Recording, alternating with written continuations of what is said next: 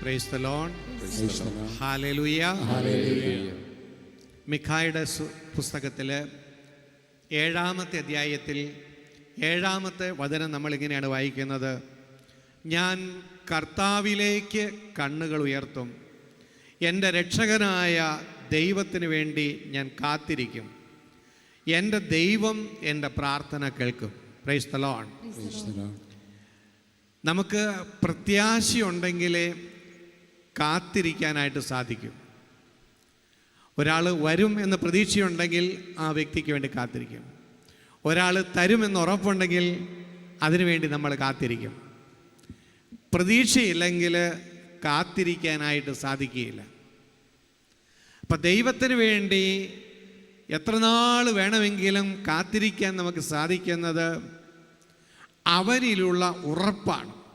മിക്ക പറയുകയാണ്, എൻ്റെ ദൈവം എൻ്റെ പ്രാർത്ഥന കേൾക്കും. നല്ല ഉറപ്പുണ്ട്. അതുകൊണ്ട് ഞാൻ അവന് വേണ്ടി കാത്തിരിക്കും. Price the Lord. ഞാൻ കർത്താവിലേക്ക് കണ്ണുകൾ ഉയർത്തും. നമ്മുടെ ജീവിതത്തിൽ പ്രശ്നങ്ങൾ ഉണ്ടാകുമ്പോൾ, ബുദ്ധിമുട്ടുകളിലൂടെ കടന്നു പോകുമ്പോൾ, പ്രതിബന്ധങ്ങൾ വരുമ്പോൾ, വേദനയെ അഭിമുഖീകരിക്കേണ്ടി വരുമ്പോൾ, അതിൽ നിന്ന് രക്ഷപ്പെടാനുള്ള വഴി കണ്ണുകൾ ഉയർത്തുക എന്നുള്ളതാണ്.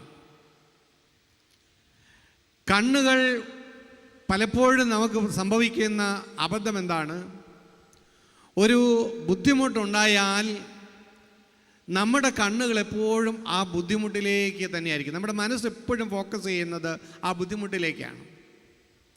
ഒരാളിൽ നിന്നൊരു വിഷമമുണ്ടായാൽ നമ്മളുടെ നോട്ടം പിന്നെ എപ്പോഴും ആ വ്യക്തിയിലേക്ക് തന്നെയായിരിക്കും. കഷ്ടതകളിലൂടെ കടന്നു പോകുമ്പോൾ നമ്മുടെ കണ്ണുകൾ എപ്പോഴും കഷ്ടതയെ നോക്കിക്കൊണ്ടിരിക്കും. ഇതാണ് പിശാച് നമ്മളുടെ ജീവിതത്തിൽ പ്രശ്നങ്ങൾ ഉണ്ടാക്കുന്നതിലൂടെ ലക്ഷ്യമിടുന്ന ഒരു വഴി. ഇതാണ് നമ്മുടെ മനസ്സ് ദൈവത്തിലേക്ക് ഉയർത്താതെ തടയുക എന്നുള്ളതാണ് പിശാചിൻ്റെ ലക്ഷ്യം. അപ്പോൾ എനിക്കൊരാളിൽ നിന്നൊരു വിഷമമുണ്ടായി, ഞാൻ എപ്പോഴും ആ ആളെക്കുറിച്ചും ആ വിഷമത്തെക്കുറിച്ചും തന്നെ ചിന്തിച്ചു കൊണ്ടിരിക്കുമ്പോൾ പിശാച് വിജയിച്ചു. കാരണം എനിക്ക് എൻ്റെ മനസ്സിനെ ഉയർത്താൻ പറ്റുന്നില്ല, എൻ്റെ കണ്ണുകളെ ഉയർത്താൻ പറ്റുന്നില്ല.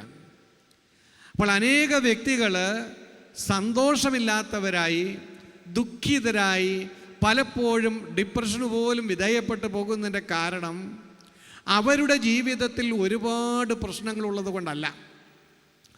അവർക്കുള്ളതിനേക്കാൾ വലിയ പ്രശ്നങ്ങളുള്ള മനുഷ്യർ ജീവിതത്തിൽ സന്തോഷമുള്ളവരായി ജീവിക്കുന്നുണ്ട്. പക്ഷെ എന്താണ് കുഴപ്പം?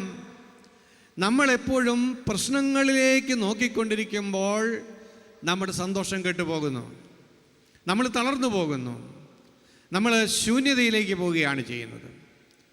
മനുഷ്യൻ സൃഷ്ടിക്കപ്പെട്ടിരിക്കുന്നത് ദൈവ സാന്നിധ്യത്തിൽ ജീവിക്കാൻ വേണ്ടിയാണ്. ദൈവ സാന്നിധ്യത്തിൽ ജീവിക്കുമ്പോഴാണ് അവന് ഉണർവും ഉന്മേഷവും ശക്തിയും ബലവും ഒക്കെ ഉണ്ടാകുകയുള്ളൂ. മത്സ്യം സൃഷ്ടിക്കപ്പെട്ടിരിക്കുന്നത് എന്തിനു വേണ്ടിയിട്ടാണ്? വെള്ളത്തിൽ ജീവിക്കാൻ വേണ്ടിയിട്ടാണ്. വെള്ളത്തിൽ നിന്ന് ഈ മത്സ്യത്തെ പുറത്തെടുത്താൽ എന്ത് സംഭവിക്കും? അത് കിടന്ന് പിടയ്ക്കാൻ തുടങ്ങും, ശ്വാസം കിട്ടാതെ. കാരണം അത് സൃഷ്ടിക്കപ്പെട്ടിരിക്കുന്നത് വെള്ളത്തിൽ ജീവിക്കാനാണ്. ഇതുപോലെ മനുഷ്യൻ സൃഷ്ടിക്കപ്പെട്ടിരിക്കുന്നത് ദൈവ സാന്നിധ്യത്തിൽ ജീവിക്കാൻ വേണ്ടിയിട്ടാണ്. അപ്പോൾ അവൻ ദൈവ സാന്നിധ്യത്തിൽ നിന്ന് പുറത്തായി കഴിഞ്ഞാൽ, ദൈവ സാന്നിധ്യം നഷ്ടപ്പെട്ടാൽ കരയ്ക്ക് പിടിച്ചിട്ട മത്സ്യം പിടയ്ക്കുന്നത് പോലെ അവൻ്റെ ആത്മാവ് പിടയ്ക്കാൻ തുടങ്ങും. സ്വസ്ഥതയുണ്ടാകുകയില്ല, ഇരിക്കപ്രതിയില്ലായ്മ. അപ്പം ദൈവ സാന്നിധ്യം നഷ്ടപ്പെടുന്ന മനുഷ്യന് ദൈവവിചാരം നഷ്ടപ്പെടുമ്പോഴുണ്ടാകുന്ന അനുഭവം ഇതാണ്: ഈ പിടയ്ക്കൽ സ്വസ്ഥതയില്ലായ്മ. അങ്ങനെ അധികം കാലം ഈ മത്സ്യത്തിന് വെള്ളത്തിന് പുറത്ത് ജീവിക്കാൻ പറ്റില്ല.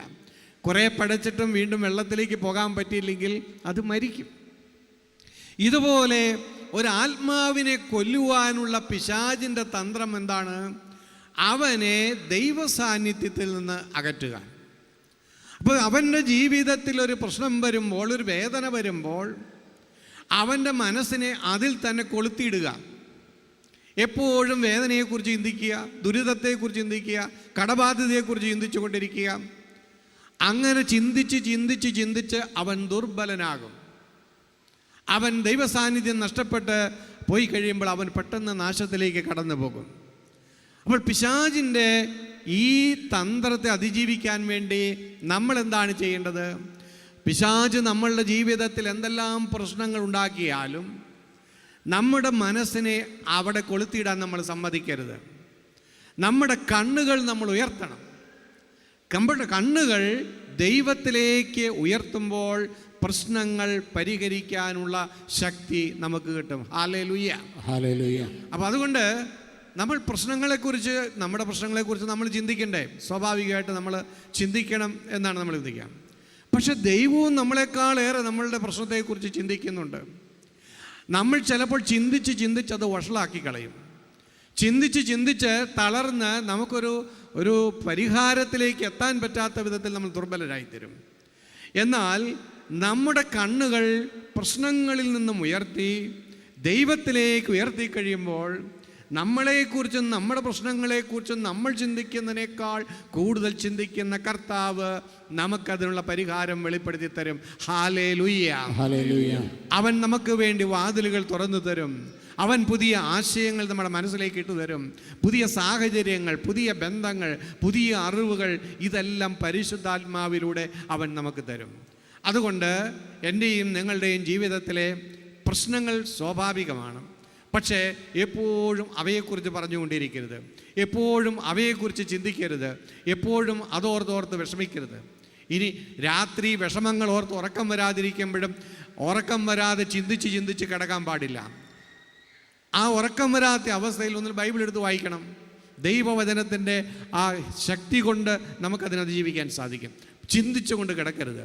ചിന്തിച്ച് തളർന്ന് കിടന്ന് ഒരിക്കലും നമ്മൾ ഉറങ്ങരുത്. അത് വീണ്ടും നമ്മളെ പ്രഭാതത്തിൽ കൂടുതൽ ദുർബലരാക്കി മാറ്റുകയുള്ളൂ. പകരം ഉറക്കം വരുന്നില്ലെങ്കിൽ ഉണർന്നിരുന്ന് പ്രാർത്ഥിക്കണം. ഉണർന്നിരുന്ന് പ്രാർത്ഥിക്കാനായിരിക്കാം ചിലപ്പോൾ ദൈവം ഈ അസ്വസ്ഥതകളിലൂടെ കടത്തിവിട്ടത്. എന്ത് വിധത്തിലായാലും പ്രശ്നത്തിൻ്റെ പരിഹാരം കർത്താവിലാണ്. പ്രശ്നത്തിൻ്റെ പരിഹാരകൻ കർത്താവാണ്. അവന് പരിഹരിക്കാൻ കഴിയാത്ത പ്രശ്നങ്ങളില്ല. അവന് സുഖപ്പെടുത്താൻ കഴിയാത്ത മുറിവുകളില്ല. അവന് വീണ്ടെടുക്കാൻ കഴിയാത്ത നഷ്ടങ്ങളില്ല. അവന് പുനരുദ്ധരിക്കാൻ കഴിയാത്ത തകർച്ചകളില്ല. അവനിൽ നമ്മൾ വിശ്വസിക്കണം. അവന് ഒരു വഴിയുണ്ട്. അവൻ രക്ഷയ്ക്കുള്ള വഴി തുറന്നു തരും. അതുകൊണ്ട് അവനിലേക്ക് നോക്കി ജീവിക്കുവാൻ നമ്മൾ പഠിക്കണം. അപ്പോൾ മിഖ പറയുകയാണ്, ഞാൻ കർത്താവിലേക്ക് കണ്ണുകൾ ഉയർത്തും. അപ്പോൾ എപ്പോഴും നമ്മുടെ കണ്ണുകൾ കർത്താവിലേക്ക് ഉയർത്താൻ പഠിച്ചാൽ ജീവിതത്തിൽ ഒരിക്കലും പരാജയപ്പെടുകയില്ല. നമ്മുടെ പ്രശ്നങ്ങൾ നമ്മളെ തകർത്ത് കളയില്ല. ഹല്ലേലൂയ, കരങ്ങൾ ഉയർത്തി ഹല്ലേലൂയ. പ്രിയപ്പെട്ടവരെ, മിഖ തൻ്റെ കണ്ണുകൾ കർത്താവിലേക്ക് ഉയർത്തി. എൻ്റെ രക്ഷകനായ ദൈവത്തിന് വേണ്ടി ഞാൻ കാത്തിരിക്കും. എൻ്റെ ദൈവം രക്ഷകനാണ്. ഏത് പ്രശ്നങ്ങളിൽ നിന്നും രക്ഷിക്കുവാൻ ദൈവത്തിന് സാധിക്കും. എത്ര സങ്കീർണമായ പ്രശ്നങ്ങളിൽ നിന്നും രക്ഷിക്കാൻ സാധിക്കും. ഈ ഒരു വിശ്വാസം നമുക്ക് വേണം. ഞാൻ ചിന്തിച്ചിട്ട് എൻ്റെ മുമ്പിൽ വഴികളെല്ലാം അടഞ്ഞു പോയതുകൊണ്ട് വഴിയില്ല എന്ന് ചിന്തിക്കരുത്. നമ്മുടെ കർത്താവ് വഴിയില്ലാത്തടത്ത് വഴി വെട്ടുന്ന ദൈവമാണ്. ഹല്ലേലൂയ. അതുകൊണ്ട് വഴി കാണുന്നില്ല, രക്ഷപ്പെടാനൊരു മാർഗം കാണുന്നില്ലെങ്കിൽ നിരാശപ്പെടരുത്. എനിക്ക് വഴി കാണാത്തപ്പോഴും എൻ്റെ ദൈവം ഒരു വഴി വെട്ടിത്തരും. എൻ്റെ ദൈവം വഴി വെട്ടുന്ന ദൈവമാണ്. Hallelujah, hallelujah. ഈ ഒരു ചിന്ത, ഉറപ്പ് ഏത് പ്രതിസന്ധികളിലൂടെ കടന്നു പോകുമ്പോഴും നമ്മുടെ ഉള്ളിലുണ്ടാകണം. ഞാൻ എൻ്റെ രക്ഷകനായ ദൈവത്തിന് വേണ്ടി കാത്തിരിക്കും. കാത്തിരിക്കാനുള്ള ഒരു മനസ്സ് നമുക്കെപ്പോഴും ഉണ്ടാകണം. ദൈവം പ്രവർത്തിക്കുന്ന സമയം വരെ കാത്തിരിക്കാൻ കഴിയാതെ പിന്തിരിഞ്ഞാൽ ദൈവം നമുക്ക് വേണ്ടി ഒരുക്കുന്ന രക്ഷ കണ്ടെത്താൻ നമുക്ക് സാധിക്കാതെ വരും. അപ്പം അതുകൊണ്ട് കർത്താവിൻ്റെ വഴികൾ കർത്താവിൻ്റെ സമയത്ത് വെളിപ്പെട്ട് കിട്ടുന്നത് വരെ കാത്തിരിക്കാനുള്ള ക്ഷമ കിട്ടാൻ വേണ്ടി നമ്മൾ പ്രാർത്ഥിക്കണം. ഹല്ലേലൂയ. ലൂക്കായുടെ സുവിശേഷത്തിൽ 1-ാമത്തെ അധ്യായത്തിൽ 13-ാമത്തെ വചനത്തിൽ അവിടെ സക്കറിയ പുരോഹിതൻ ദേവാലയത്തിൽ ധൂപം അർപ്പിക്കാൻ വേണ്ടി നിയോഗിക്കപ്പെടുകയാണ്. സക്കറിയ വൃദ്ധനായി വാർദ്ധക്യത്തിലാണ് ജീവിക്കുന്നത്. അങ്ങനെ ദേവാലയത്തിൽ ധൂപം അർപ്പിച്ചുകൊണ്ടിരുന്നപ്പോൾ ധൂപപീഠത്തിൻ്റെ വലത്ത് ഭാഗത്ത് പെട്ടെന്ന് ദൈവത്തിൻ്റെ ഒരു ദൂതൻ പ്രത്യക്ഷപ്പെട്ടു. സക്കറിയ അസ്വസ്ഥനായി ഭയപ്പെട്ടു. അത് കണ്ട് മാലാഖ പറഞ്ഞു, സക്കറിയ നീ ഭയപ്പെടേണ്ട, നിന്റെ പ്രാർത്ഥന കേട്ടിരിക്കുന്നു. നിന്റെ ഭാര്യ എലിസബത്ത് ഗർഭം ധരിച്ച് നിനക്ക് ഒരു പുത്രൻ ജനിക്കും. അവന് നീ യോഹന്നാൻ എന്ന് പേരിടണം. നിനക്ക് സംതൃപ്തിയും സന്തോഷവും ഉണ്ടാകും. അവൻ ദൈവത്തിൻ്റെ പ്രവാചകനായിരിക്കും. ഏലിയായുടെ തീഷ്ണതയോടും ശക്തിയോടും കൂടി അവൻ പോകും കർത്താവിന് വഴിയൊരുക്കാൻ. ഇങ്ങനെ വളരെ മനോഹരമായ ഒരു പ്രവചനം ദൈവത്തിൻ്റെ ദൂതൻ സക്കറിയായ്ക്ക് കൊടുക്കുകയാണ്. പക്ഷേ ഈ പ്രാർത്ഥന കേട്ടിരിക്കുന്നു എന്ന് പറഞ്ഞിട്ടും പ്രാർത്ഥിച്ച സക്കറിയായ്ക്ക് ഒരു വിശ്വാസം വരുന്നില്ല. സക്കറിയായ്ക്ക് ഈ സന്ദേശം സ്വീകരിക്കാൻ സാധിച്ചില്ല. അതിൻ്റെ കാരണം എന്താണ്? സക്കറിയായും എലിസബത്തും വിവാഹിതരായപ്പോൾ സ്വാഭാവികമായും ആ നാളുകളിൽ ഒരു കുഞ്ഞിന് വേണ്ടി ആഗ്രഹിച്ചിട്ടുണ്ടാകാം. അങ്ങനെ ഒരു കുഞ്ഞിനെ കിട്ടാതെ വന്നപ്പോൾ അവർ തീർച്ചയായും ദൈവത്തിൻ്റെ മുമ്പിൽ മക്കൾക്ക് വേണ്ടി പ്രാർത്ഥിച്ചു. 1 വർഷമല്ല, 2 വർഷമല്ല, 3 വർഷമല്ല, 4 വർഷമല്ല, ഒരുപാട് വർഷം പ്രാർത്ഥിച്ച് കാത്തിരുന്നു. പക്ഷേ കുട്ടി ഉണ്ടായില്ല. കുറേ കഴിഞ്ഞപ്പോൾ ഇവർ ആ പ്രാർത്ഥന മറന്നുപോയി. കാരണം ഇവർ വാർദ്ധക്യത്തിലേക്ക് എത്തി. ഇനി ഒരു കുഞ്ഞിന് വേണ്ടി കാത്തിരിക്കുന്നതിൽ അർത്ഥമില്ല. ഇനി അങ്ങനെ പ്രതീക്ഷിച്ചിരിക്കുന്നത് മണ്ടത്തരാം. അത് അതിസ്വാഭാവികമായ ഒന്നാണ്. അതുകൊണ്ട് അനേക വർഷം അവർ പ്രാർത്ഥിച്ച പ്രാർത്ഥന സക്കറിയ മറന്നുപോയി. പക്ഷെ ദൈവം മറന്നിരുന്നില്ല. സക്കറിയായുടെയും എലിസബത്തിൻ്റെയും ആദ്യത്തെ പ്രാർത്ഥന തന്നെ സ്വർഗം സ്വീകരിച്ചിരുന്നു. പക്ഷെ ഈ പ്രാർത്ഥനയ്ക്ക് ഉത്തരം കിട്ടിയത് അനേക വർഷങ്ങൾക്ക് ശേഷം വാർദ്ധക്യത്തിലെത്തിയപ്പോഴാണ്. അപ്പോൾ ഇത് യാഥാർത്ഥ്യമാകുമോ ഇല്ലയോ എന്നുള്ള സംശയം സക്കറിയായ്ക്കുണ്ടായി.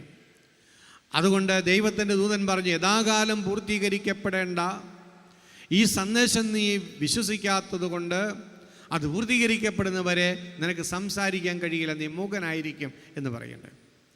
അപ്പം സക്കറിയ ഒരു കാലഘട്ടത്തിൽ തീഷ്ണതയോടെ പ്രാർത്ഥിച്ച പ്രാർത്ഥനയ്ക്കാണ് ഉത്തരം കിട്ടിയത്. പക്ഷെ ഒരുപാട് കാലം കഴിഞ്ഞതുകൊണ്ട് ആ ഉത്തരം കേട്ടപ്പോൾ ഉത്തരം കിട്ടിയിട്ടും ഒരു സന്തോഷം അവന് കിട്ടിയില്ല. കാരണം ഒരുപാട് കാലം ഇതിനിടയിൽ കടന്നുപോയി. അപ്പോൾ പ്രിയപ്പെട്ടവരെ, നമ്മൾ വർഷങ്ങൾക്ക് മുമ്പൊക്കെ ചില പ്രാർത്ഥനകൾ പ്രാർത്ഥിച്ചത് കുറേ കാലം കഴിഞ്ഞപ്പോൾ ആ പ്രാർത്ഥനയൊക്കെ ചിലപ്പോൾ നിർത്തിയിട്ടുണ്ടാകാം, മടുത്ത്. കാരണം ഇനിയിപ്പോൾ അതൊന്നും സംഭവിക്കാൻ പോകുന്നില്ല, ഇനി ഇതൊന്നും ശരിയാകാൻ പോകുന്നില്ല, ഇനി എൻ്റെ ജീവിതം ഇങ്ങനെയൊക്കെ തന്നെയായിരിക്കും, ഇനി മക്കൾ രക്ഷപ്പെടാൻ പോകുന്നില്ല, ഇനി കുടുംബം രക്ഷപ്പെടാൻ പോകുന്നില്ല. ഇങ്ങനെയൊക്കെയുള്ള ഒരു നിഗമനത്തിലേക്ക് നമ്മൾ എത്തി. ആ പ്രാർത്ഥനയുടെ തീഷ്ണതയൊക്കെ പോയി ചിലപ്പോൾ കുറേ വർഷം കഴിയുമ്പോൾ പ്രാർത്ഥന തന്നെ നിർത്തിക്കളയുന്ന, പിന്നെ ഉള്ള ജീവിതത്തിലൊക്കെ അഡ്ജസ്റ്റ് ചെയ്ത് ജീവിക്കുന്ന അനുഭവങ്ങൾ ചിലപ്പോഴൊക്കെ ഉണ്ടാകാം. എന്നാൽ സക്കറിയായുടെ ജീവിതം നമുക്ക് വെളിപ്പെടുത്തി തരുന്ന ഒരു ചിന്ത ഇതാണ്: നമ്മുടെ ഒരു പ്രാർത്ഥനയും ദൈവം കേൾക്കാതിരിക്കുന്നില്ല. എന്നാൽ കർത്താവ് നമുക്ക് ഉത്തരം നൽകുന്ന സമയം, ഉത്തരം നൽകുന്ന രീതി അതൊക്കെ വളരെ വ്യത്യസ്തമായിരിക്കും. അതുകൊണ്ട് കർത്താവിന് നമ്മുടെ ജീവിതത്തിൽ ഇടപെടാൻ സമയം വൈകിയിട്ടില്ല. കർത്താവിൻ്റെ സമയത്തിന് ഒരവസാനം ഇല്ല. നമുക്കറിയാം, ലൂക്കായുടെ സുവിശേഷം 7-ാം അധ്യായം 11 വചനങ്ങളിൽ നായീനിലെ വിധവയുടെ കഥ നമ്മൾ വായിക്കുന്നുണ്ട്. നായീനിലെ വിധവ അവൾ ഭർത്താവില്ലാത്തവളാണ്. അവൾക്ക് ഒരേ ഒരു പുത്രനെ ഉണ്ടായിരുന്നുള്ളൂ. ആ പുത്രൻ മരിച്ചു. അതോടുകൂടി അവളുടെ ജീവിതത്തിൻ്റെ എല്ലാ പ്രതീക്ഷകളും മരിക്കുകയാണ്, സ്വപ്നങ്ങളും മരിക്കുകയാണ്. അവൾ ഇതുവരെയും ജീവിച്ചതിന് അർത്ഥമില്ലാതാകുകയാണ്, ഇനിയും ജീവിക്കുന്നതിന് അർത്ഥമില്ലാതായി. അങ്ങനെ പ്രതീക്ഷിക്കാൻ ഒന്നുമില്ലാത്ത അവസ്ഥയിൽ ശവസംസ്കാരത്തിന് വേണ്ടി ഈ ചെറുപ്പക്കാരൻ്റെ മൃതശരീരം പുറത്തേക്ക് കൊണ്ടുപോകുമ്പോഴാണ് ഈശോ നൈൻ പട്ടണത്തിലേക്ക് കടന്നു വരുന്നത്. ഈശോ അത്ഭുതങ്ങൾ പ്രവർത്തിച്ചതൊക്കെ അവരാവശ്യപ്പെട്ടിട്ടോ ആരെങ്കിലും റെക്കമെൻഡ് ചെയ്തിട്ടൊക്കെയാണ്. പക്ഷേ ആരും പറയാതെ, ആരും ആവശ്യപ്പെടാതെ ഈശോ ചെയ്ത ചുരുക്കം ചില അത്ഭുതങ്ങളിലൊന്നാണ് നായിനിലെ ഈ വിധവയുടെ മകനെ ഉയർപ്പിക്കുന്നത്. അവളുടെ കണ്ണുനീര് കണ്ട് അവന് മനസ്സലിഞ്ഞു എന്നാണ് തിരുവചനത്തിൽ നമ്മൾ വായിക്കുന്നത്. ആരും ഒന്നും പറഞ്ഞില്ല, ആരും ഇങ്ങനൊരു ആവശ്യം യേശുവിൻ്റെ മുമ്പിൽ കൊണ്ടുവന്നില്ല. എന്നാൽ അവളുടെ കണ്ണുനീര് കണ്ട് യേശു മനസ്സലിവുള്ളവനായി മാറി. അവൻ അവളെ ആശ്വസിപ്പിച്ചു, കരയാതിരിക്കുക എന്ന് പറഞ്ഞിട്ട് അവൻ ശവമഞ്ചത്തിലേക്ക് പോയി ആ ശവമഞ്ചത്തെ തൊട്ടു. അപ്പോൾ ആ മഞ്ചം വഹിച്ചിരുന്നവരവിടെ നിന്നു. അവൻ മരിച്ച യുവാവിനോട് പറഞ്ഞു, യുവാവെ എഴുന്നേൽക്കുക, അവൻ ജീവനുള്ളവനായി എഴുന്നേറ്റു.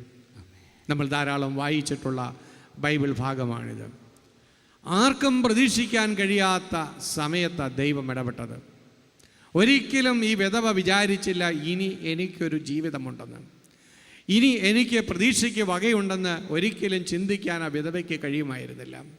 സകലതും തകർന്നുവെന്ന് ചിന്തിച്ചപ്പോൾ, ഇനി ദൈവത്തിന് പോലും എൻ്റെ ജീവിതത്തിൽ ഒന്നും ചെയ്യാനില്ല എന്ന് കരുതിയപ്പോഴാണ് ദൈവം കടന്നു വന്ന് നഷ്ടപ്പെട്ടതെല്ലാം തിരിച്ചു കൊടുത്ത് പുതിയൊരു സ്വപ്നം ആ നായിനിലെ വിധവയ്ക്ക് കൊടുത്തത്. പ്രിയപ്പെട്ടവരെ, നമ്മുടെ ദൈവം അതാണ്. നമ്മുടെ ദൈവത്തിന് ഒരിക്കലും സമയം വൈകിട്ടില്ല. നമ്മുടെ ദൈവത്തിന് എപ്പോൾ വേണമെങ്കിലും പ്രവർത്തിക്കാം. നീ വിചാരിക്കും ഇനി നിനക്കൊരു നല്ല ജീവിതമുണ്ടാകുകയില്ല, ഇത്രയും പ്രായമായി, ഇത്രയും കാലം അധ്വാനിച്ചു കഷ്ടപ്പെട്ടു, ഒരു പുരോഗതി ഉണ്ടായില്ല, ഇനിയിപ്പോൾ എന്ത്, അങ്ങനെയൊക്കെ ചിന്തിക്കുന്നുണ്ടാകാം. ആ ചിന്തകളെല്ലാം മാറ്റണം. എൻ്റെ ദൈവത്തിന് ഒരു നിമിഷം മതി എൻ്റെ ജീവിതത്തിലേക്ക് ഇറങ്ങി വരാൻ. അവന് സമയം വൈകിയിട്ടില്ല എന്ന സത്യം നമ്മൾ തിരിച്ചറിയണം. അപ്പോസ്തല പ്രവർത്തികൾ 12-ാം അധ്യായത്തിൽ പത്രോസ് കാരാഗ്രഹത്തിലായിരിക്കുന്ന ആ രംഗം നമ്മളൊക്കെ വായിച്ചിട്ടുള്ളതാണ്. യാക്കോബ് ശ്ലീഹായെ ഹെരോദോസ് വധിച്ചു. യഹൂദർക്ക് അത് വളരെ സന്തോഷകരമായി. അപ്പോൾ യഹൂദരെ പ്രസാദിപ്പിക്കാൻ വേണ്ടി, സന്തോഷിപ്പിക്കാൻ വേണ്ടി ഹെരോദോസിൻ്റെ മനസ്സിൽ ഒരു പുതിയ ഐഡിയ വന്നു, പത്രോസിനെയും പിടിച്ചു കൊല്ലുക. അപ്പോൾ യഹൂദർക്ക് തന്നോട് വലിയ സ്നേഹമായിരിക്കും.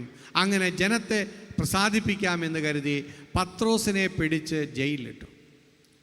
അത് പെസഹ തിരുനാളിൻ്റെ കാലഘട്ടമായിരുന്നു. അതുകൊണ്ട് പെസഹ കഴിഞ്ഞതിന് ശേഷം പത്രോസ് ലീഹായെ പുറത്തു കൊണ്ടുവന്ന് വിചാരണ ചെയ്ത് വധിക്കാം എന്ന് കരുതി ജയിലിലിട്ടിരിക്കുകയായിരുന്നു.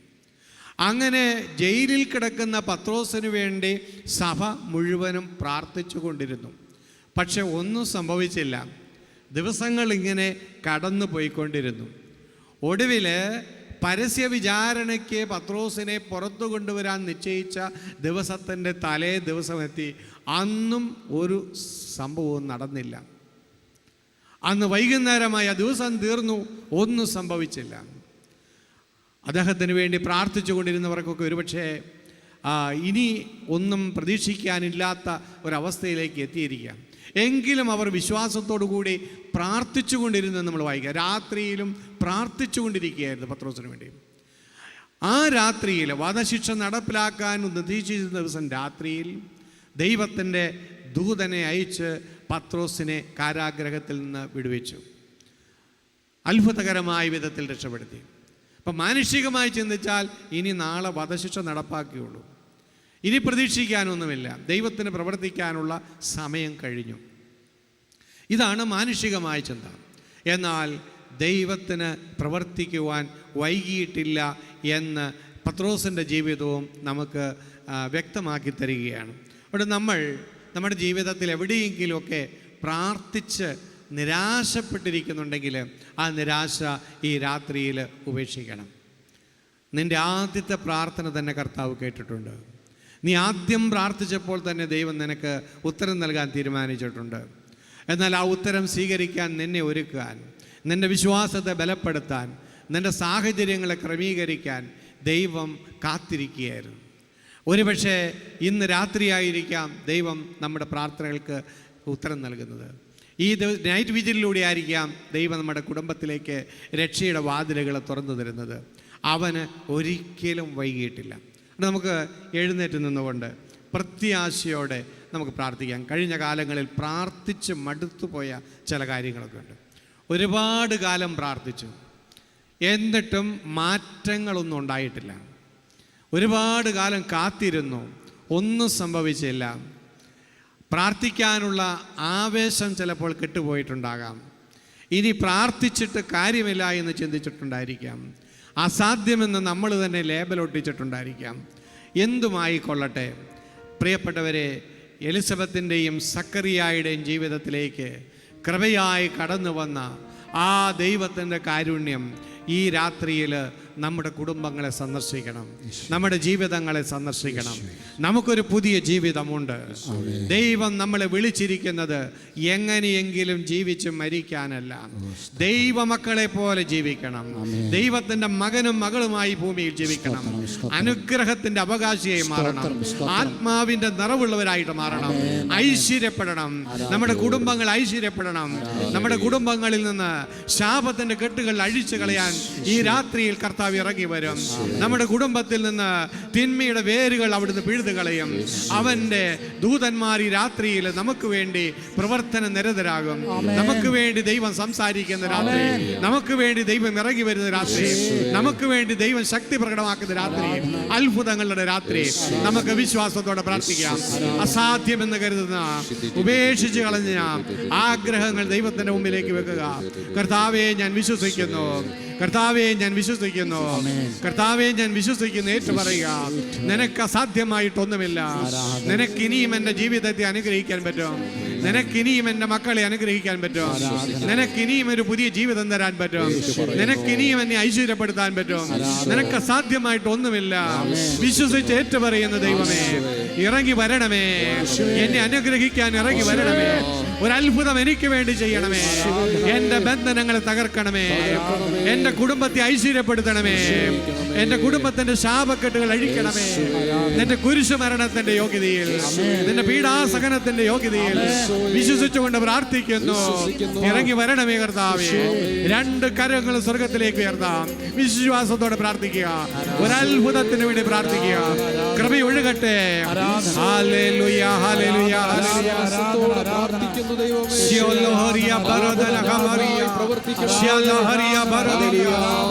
ബന്ധനമഴിയട്ടെ. യേശുനാമത്തിൽ ബന്ധനമഴിയട്ടെ. രോഗത്തിന്റെ കെട്ടുകൾ അഴിയട്ടെ.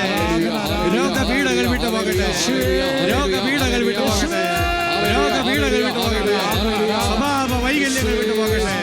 മക്കളുടെ ജീവിതം അനുഗ്രഹിക്കപ്പെടട്ടെ. ദൈവകൃപ ഒഴുകട്ടെ. ദൈവശക്തി വ്യാപിക്കട്ടെ. യേശുവിന്റെ നാമത്തിൽ ബന്ധനമഴിയട്ടെ. യേശുവിന്റെ നാമത്തിൽ രോഗങ്ങൾ വിട്ടുപോകട്ടെ. യേശുവിന്റെ നാമത്തിൽ തിന്മയുടെ ശക്തികൾ വിട്ടുപോകട്ടെ.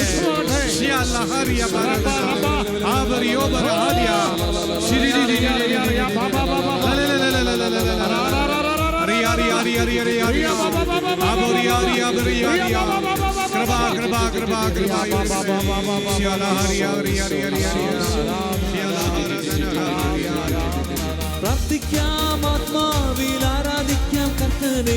നല്ലവൻ അവൻ വല്ലഭൻ.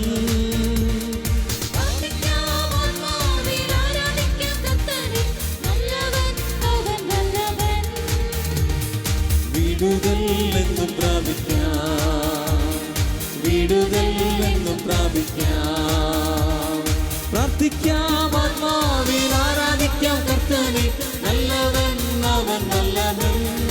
ഓ, പ്രാർത്ഥിക്കാം, ആത്മാവിൽ ആരാധിക്കാം കർത്തനെ. നല്ലവൻ അവൻ വല്ലഭൻ.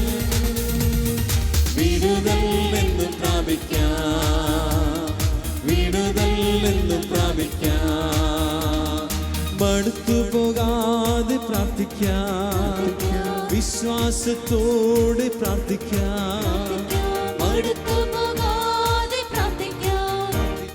വിശ്വാസത്തോടെ പ്രാർത്ഥിക്കാം. നീതിമാന്റെ പ്രാർത്ഥന ശക്തിയുള്ള പ്രാർത്ഥന.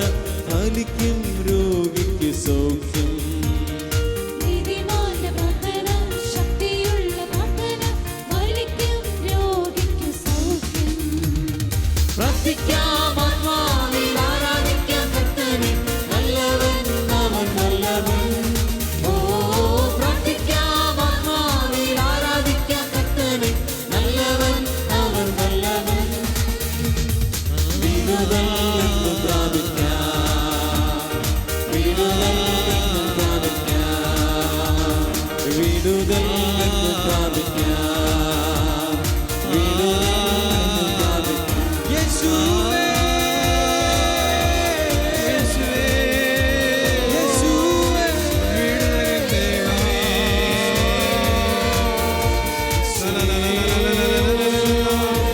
വിടുതലിൻ ദൈവമേ, വിടുതലേ ഗണമേ, വിടുതലേ ഗണമേ, വിടുതലേ ഗണമേ, വിടുതലേ ഗണമേ.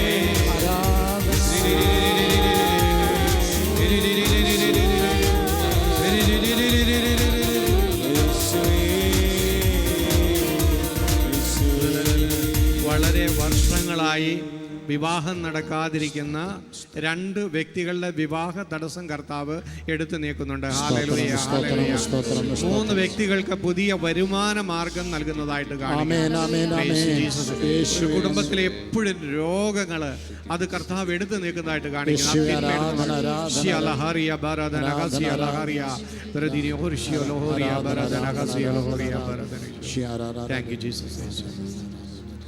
Thank you Jesus. കർത്താവേ നന്ദി, കർത്താവേ സ്തോത്രം ദൈവമേ, സ്തോത്രം ദൈവമേ, സ്തോത്രം. നമുക്കിരിക്കാം. ഉൽപ്പത്തിയുടെ പുസ്തകത്തിൽ നമ്മൾ വായിക്കുന്ന ഒരു കഥയാണ് ബാബേൽ ഗോപുരം. ഷീനാർ സമതലത്തിൽ ജനം എത്തിയപ്പോൾ അവർ അവിടെ ആകാശം മുട്ടെ ഒരു ഗോപുരം പണിയാൻ തീരുമാനിച്ചു. പക്ഷെ ദൈവം മനുഷ്യരുടെ ഈ പദ്ധതിയെ അംഗീകരിച്ചില്ല. ദൈവം ഇറങ്ങി വന്ന് അവരുടെ ഭാഷ കലക്കിക്കളഞ്ഞു. അന്ന് വരെയും ഭൂമിയിൽ ഒരേ ഒരു ഭാഷയുണ്ടായിരുന്നുള്ളൂ. പക്ഷെ ദൈവം വന്ന് ഭാഷ കലക്കി മനുഷ്യർക്ക് പരസ്പരം മനസ്സിലാകാതായി, അവർക്ക് കലഹങ്ങളും ഭിന്നതയുണ്ടായി, അവർ 4 പാടും ചിതറി. നമുക്ക് തോന്നും ദൈവം എന്തൊരു പണിയായി ചെയ്തത്. ഒരു ഭാഷ ഉണ്ടാകുകയല്ലേ നല്ലത്. ഇന്നിപ്പോൾ നമ്മൾ യൂറോപ്പിലേക്ക് പോകണമെങ്കിൽ ഓരോരുത്തർ IELTS പാസ്സാകുന്നു, ഇംഗ്ലീഷ് പഠിക്കണം, ഫ്രഞ്ച് പഠിക്കണം, ഒക്കെ ഈ കഷ്ടപ്പാടൊന്നും ഇല്ലായിരുന്നു. ലോകത്തിൽ ഒരൊറ്റ ഭാഷയായിരുന്നെങ്കിൽ.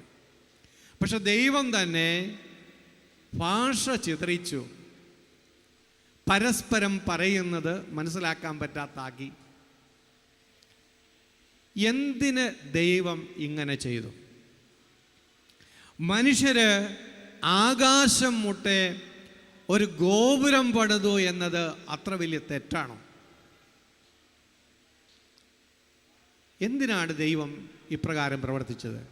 എന്തുകൊണ്ടാണ് മനുഷ്യർ ബാബേൽ ഗോപുരം പണിത് ദൈവത്തിന് ഇഷ്ടപ്പെടാതെ വന്നത്? അതിൻ്റെ ഉത്തരമറിയണമെങ്കിൽ ഉൽപ്പത്തിയുടെ പുസ്തകത്തിൽ 1-ാമത്തെ അധ്യായത്തിൽ 28-ാമത്തെ വചനം നമ്മൾ വായിക്കണം. അവിടെ ദൈവം മനുഷ്യന് നൽകുന്നൊരു ഓർഡറുണ്ട്. നിങ്ങൾ വർദ്ധിച്ചു പെരുകി ഭൂതലം മുഴുവനും നിറയണം.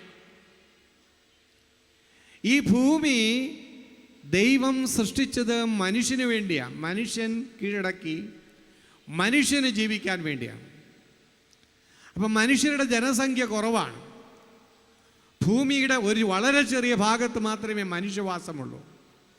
ബാക്കിയെല്ലാം വിജനമാണ്. അവിടം അങ്ങനെ കിടന്നാൽ കാട് പിടിച്ച് വന്യമൃഗങ്ങൾ വർദ്ധിച്ച് അങ്ങനെ പോകും.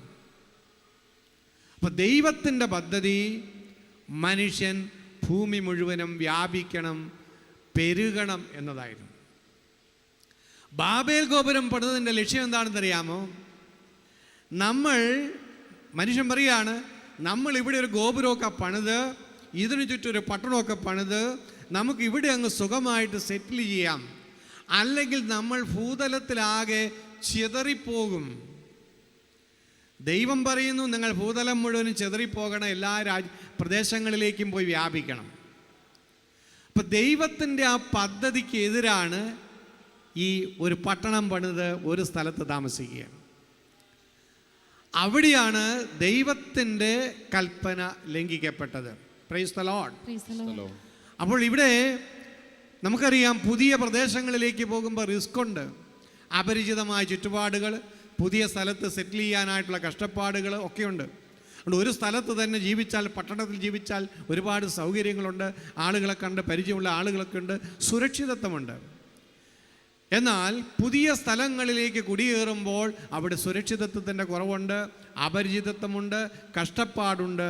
എന്നാൽ ദൈവം പറയുന്നു, നീ ഭൂമി മുഴുവനും വ്യാപിക്കണം, മനുഷ്യൻ പെരുകണം. അപ്പോൾ ദൈവം പറഞ്ഞതിന് വിരുദ്ധമായി മനുഷ്യൻ സ്വന്തം ബുദ്ധിയിൽ ആശ്രയിച്ച് പ്രവർത്തിച്ചതുകൊണ്ട് ദൈവത്തിൻ്റെ പദ്ധതിയിലേക്ക് അവരെ നയിക്കാൻ അവിടെ ഒരു ചിതറിക്കൽ ആവശ്യമായിരുന്നു. ഹല്ലേലൂയ. പലപ്പോഴും നമ്മളുടെ ജീവിതത്തിൽ പലതും പൂർത്തീകരിക്കപ്പെടാതെ പോകുന്നതും ചിതറിക്കപ്പെടുന്ന അനുഭവം ഉണ്ടാകുന്നതും അസ്വസ്ഥതകൾ ഉണ്ടാകുന്നതിൻ്റെയും കാരണങ്ങളിൽ ഒന്ന് ദൈവം പറയാത്ത കാര്യങ്ങൾ ചെയ്യുന്നു എന്നതാണ്. ഈ ഭൂമിയിൽ ജനിച്ചു വളരുന്ന ഓരോ മനുഷ്യനെക്കുറിച്ചും ദൈവത്തിന് ഒരു പദ്ധതിയുണ്ട്. വെറുതെ ജീവിക്കാൻ വേണ്ടി ആരെയും ഈ ലോകത്തിലേക്ക് വിട്ടിട്ടില്ല.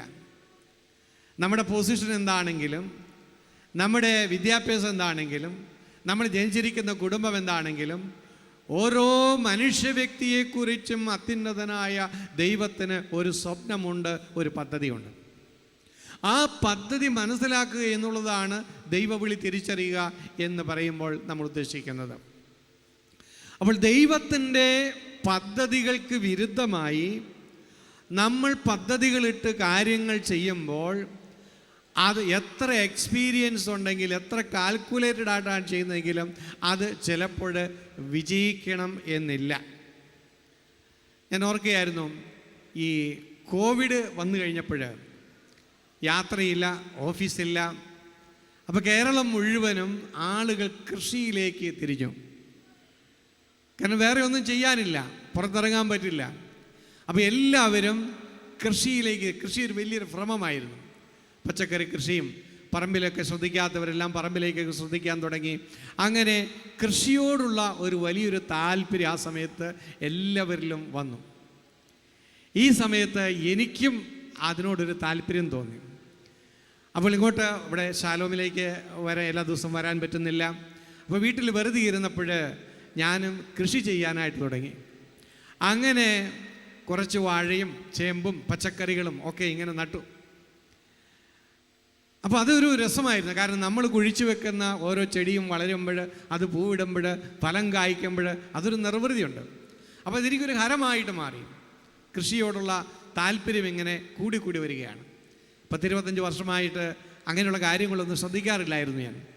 പക്ഷെ അങ്ങനെ ഇരിക്കുന്ന സമയത്ത് എൻ്റെ ഒരു കുടുംബ സുഹൃത്ത് ഒരിക്കൽ വന്നപ്പോൾ, അദ്ദേഹത്തിന് സ്വന്തമായിട്ടൊരു കാർഷിക നഴ്സറി ഉണ്ട്, നല്ലൊരു കൃഷിക്കാരനാണ്. അദ്ദേഹത്തോട് ഞാൻ എൻ്റെ കൃഷിയുടെ കാര്യങ്ങളൊക്കെ വലിയ ആവേശത്തോടെ പറഞ്ഞു. ഇതെല്ലാം കേട്ടിട്ട് ആ സുഹൃത്ത് എന്നോട് പറഞ്ഞു,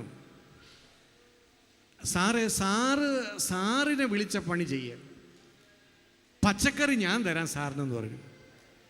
എനിക്കത് അത്രയും മനസ്സിലായില്ല എന്തേ പറയുന്നതെന്നുള്ളത്. ഞാൻ വലിയ ആവേശത്തോടെ എൻ്റെ പച്ചക്കറി കൃഷിയെക്കുറിച്ചൊക്കെ പറഞ്ഞപ്പോൾ അദ്ദേഹം പറയുകയാണ്, സാറ് വിളിച്ച പണി ചെയ്യ്, പച്ചക്കറി ഞാൻ തരാമെന്ന്. എനിക്കത് അത്രയും മനസ്സിലായില്ല. പക്ഷെ പിന്നെ ഞാൻ ആവേശത്തിൽ കൃഷിയിലേക്ക് പോയി. അങ്ങനെ ഇരിക്കെ എവിടെ നിന്നോ വന്ന് ഒരു കാട്ടുപോത്ത് വന്ന് നമ്മുടെ പറമ്പിലൂടെ ഒരു യാത്ര നടത്തി. കെട്ടിയിരുന്ന വേലിയെല്ലാം പൊളിഞ്ഞു പോയി. 2-3 ദിവസം കൊണ്ട് ആ വേലിയുടെ വിടവിലൂടെ പന്നി വന്ന് ചെയ്തിരുന്ന കൃഷി മുഴുവനും നശിച്ചു. അപ്പോൾ ഭയങ്കര സങ്കടമായിപ്പോയി. അങ്ങനെ സങ്കടപ്പെട്ടപ്പോൾ ഞാൻ ഓർത്ത്, എന്തിനാ ദൈവം ഇങ്ങനെ ഒരു എക്സ്പീരിയൻസ് എനിക്ക് തന്നത്? മുഴുവൻ കൃഷിയും പന്നി കൊണ്ടുപോയി. അപ്പോൾ ഞാൻ ഓർത്ത്, കൃഷിക്കാരുടെ വേദനയൊക്കെ മനസ്സിലാക്കാൻ വേണ്ടി ദൈവം എനിക്ക് ഒരു അനുഭവം തന്നതായിരിക്കും എന്ന് ഞാൻ കരുതി. പക്ഷെ എന്തായാലും ഞാൻ എൻ്റെ പഴയ സുഹൃത്തിനോട് ഈ കാര്യം പറഞ്ഞപ്പോൾ അദ്ദേഹം വീണ്ടും പറഞ്ഞു, സാറിനെ വിളിച്ച പണി ചെയ്യേ, പച്ചക്കറി ഞാൻ തരാമെന്ന്. അപ്പോഴാണ് എനിക്ക് ഒരു വിവരം വെച്ചത്. എന്നെ വിളിച്ച പണി എന്താണ്? ഞാൻ ബാങ്കിലെ ജോലിയും രാജി വെച്ച് സുവിശേഷ പ്രഘോഷണത്തിന് വേണ്ടി മുഴുവൻ സമയം തിരിഞ്ഞൊരു വ്യക്തിയാണ്. അപ്പോൾ ഇവിടെ കോവിഡ് വന്നപ്പോൾ എല്ലാവരും കൃഷിയിലേക്ക് പോയി, അത് കണ്ട് ഞാനും കൃഷിയിലേക്ക് പോയി. പക്ഷെ ആ സമയത്ത് എൻ്റെ പണി എന്താണ്? ശാലോമിന് വേണ്ടി, സഭയ്ക്ക് വേണ്ടി, ലോകത്തിന് വേണ്ടിയൊക്കെ ഏറ്റവും കൂടുതൽ പ്രാർത്ഥിക്കേണ്ട സമയമാണ്. അപ്പോൾ എൻ്റെ പണി അതാണ്. എൻ്റെ പണി സുവിശേഷവുമായി ബന്ധപ്പെട്ടതാണ്. ഞാൻ അത് ഉപേക്ഷിച്ചുകൊണ്ട് ഞാൻ കൃഷിയിലേക്ക് അമിതമായ താല്പര്യം കാണിച്ചത് ദൈവത്തിന് ഇഷ്ടപ്പെട്ടില്ല. Price the lord. അപ്പോൾ എന്നെ വിളിച്ച വിളി, അതിൻ്റെ ആവേശം പോയി കോവിഡ് വന്നപ്പോൾ. ഞാൻ എല്ലാവരും ചെയ്യുന്നത് കണ്ട് ഞാൻ ചെയ്തു. കർത്താവിനത് ഇഷ്ടപ്പെട്ടില്ല. അതുകൊണ്ട് ഞാൻ ചെയ്ത കൃഷി മുഴുവനും നശിച്ചു പോയി. ഹല്ലേലൂയ. അപ്പോൾ ചിലപ്പോഴെങ്കിലും ദൈവം നമ്മളെ തിരിച്ചു കൊണ്ടുവരാൻ വേണ്ടി ദൈവഹിതത്തിന് വിരുദ്ധമായ കാര്യങ്ങൾ ചെയ്യുമ്പോൾ അവിടെ തകർച്ചകളുണ്ടാകാം. അപ്പോൾ ആ സാധാരണക്കാരനായ മനുഷ്യനിലൂടെ പരിശുദ്ധാത്മാവ് സംസാരിച്ചു. ഞാൻ ഒരിക്കലും എന്നെ അദ്ദേഹം അഭിനന്ദിക്കുമെന്ന് വിചാരിച്ചത് ഞാൻ ഈ കൃഷിയൊക്കെ ചെയ്യുന്ന കാര്യം പറഞ്ഞപ്പോൾ. പക്ഷെ അദ്ദേഹം പറയുകയാണ്, സാറിനെ വിളിച്ച പണി ചെയ്യുക, ഞാൻ പച്ചക്കറി തരാം. ഇത് തമാശ പറഞ്ഞതല്ല, ഇത് 3 വർഷം മുമ്പ് പറഞ്ഞ സംഭവമാണ്. ഈ 3 വർഷവും അദ്ദേഹത്തിൻ്റെ വീട്ടിൽ എന്ന് പച്ചക്കറി വിളവെടുക്കുന്നു അപ്പോഴെല്ലാം അതിൻ്റെ ഒരു വിഹിതം എനിക്ക് കൊണ്ടുവന്ന് തരും. കഴിഞ്ഞ ഞായറാഴ്ചയും അദ്ദേഹം എൻ്റെ വീട്ടിലേക്ക് പച്ചക്കറിയുമായിട്ട് വന്നു. അപ്പോഴാണ് ഞാൻ ഈ സംഭവം എനിക്ക് ക്ലിക്കായത്, ഇതിനകത്തൊരു മെസ്സേജ് ഉണ്ടല്ലോ എന്നുള്ള ചിന്ത എനിക്ക് വന്നത്. അദ്ദേഹം വിശ്വസ്തനായിരുന്നു അദ്ദേഹത്തിൻ്റെ വാക്കിൽ. പക്ഷെ എനിക്ക് ആദ്യത്തെ പ്രാവശ്യം അദ്ദേഹം പറഞ്ഞപ്പോൾ മനസ്സിലായില്ല. നമ്മൾ ദൈവം സംസാരിക്കുന്നത് സാധാരണക്കാരായ മനുഷ്യരിലൂടെ ആയിരിക്കും പലപ്പോഴും. നമ്മൾ വിചാരിക്കും ധ്യാനഗുരുക്കന്മാരിലൂടെ, പ്രവാചകന്മാരിലൂടെ, വലിയ വലിയ ആളുകളിലൂടെയൊക്കെയാണ് പരിശുദ്ധാത്മാവ് സംസാരിക്കുന്നത്, വരദാനങ്ങളുള്ളവരിലൂടെയൊക്കെയാണ് സംസാരിക്കുന്നത് എന്നൊക്കെ നമ്മൾ പലപ്പോഴും ധരിച്ചു വെച്ചിരിക്കുന്നത്. പക്ഷെ ദൈവം ആരിലൂടെയും സംസാരിക്കുക നമ്മൾ തിരിച്ചറിയണം. ചിലപ്പോൾ നമ്മുടെ കൊച്ചു മക്കളിലൂടെ ആയിരിക്കാം പരിശുദ്ധാത്മാവ് സംസാരിക്കുന്നത്. ചിലപ്പോൾ നമ്മുടെ ജീവിത പങ്കാളിയിലൂടെ പരിശുദ്ധാത്മാവായിരിക്കും സംസാരിക്കുന്നത്. ചിലപ്പോൾ നമുക്ക് വിദ്യാഭ്യാസമില്ല, നമ്മൾ ഒരു വിധത്തിലും ഗൗനിക്കാത്ത ഒരു വ്യക്തിയിലൂടെ ആയിരിക്കാം ദൈവത്തിൻ്റെ ആത്മാവ് നമ്മുടെ ജീവിതത്തിന് ഡയറക്ഷൻ നൽകുന്നത്. പഴയ നിയമത്തിൽ നമുക്കറിയാം, സിറിയ രാജാവിൻ്റെ സൈന്യാധിപൻ, അദ്ദേഹം കുഷ്ഠരോഗിയായിരുന്നു. ആ കുഷ്ഠരോഗിയോട് അവിടെ ഇസ്രായേലുമായുള്ള യുദ്ധത്തിൽ അടിമയായി പിടിക്കപ്പെട്ട വീട്ടിൽ ജോലിക്കാരിയായ അടിമപ്പെണ്ണാണ് പറഞ്ഞത്, യജമാനൻ ഇസ്രായേലിൽ ചെന്നാൽ അവിടെ ഒരു പ്രവാചകനുണ്ട്, അവിടെ ചെന്നാൽ സൗഖ്യം കിട്ടുമെന്ന് പറഞ്ഞുകൊണ്ട് ഇദ്ദേഹത്തെ ഇസ്രായേലിലേക്ക് പറഞ്ഞു വിടുകയാണ്. വീട്ടിലൊരു അടിമപ്പെണ്ണ് പറയുന്നത് കേട്ടുകൊണ്ട് വലിയൊരു മനുഷ്യൻ ഇങ്ങനെ യാത്ര പുറപ്പെടേണ്ട കാര്യമുണ്ടോ?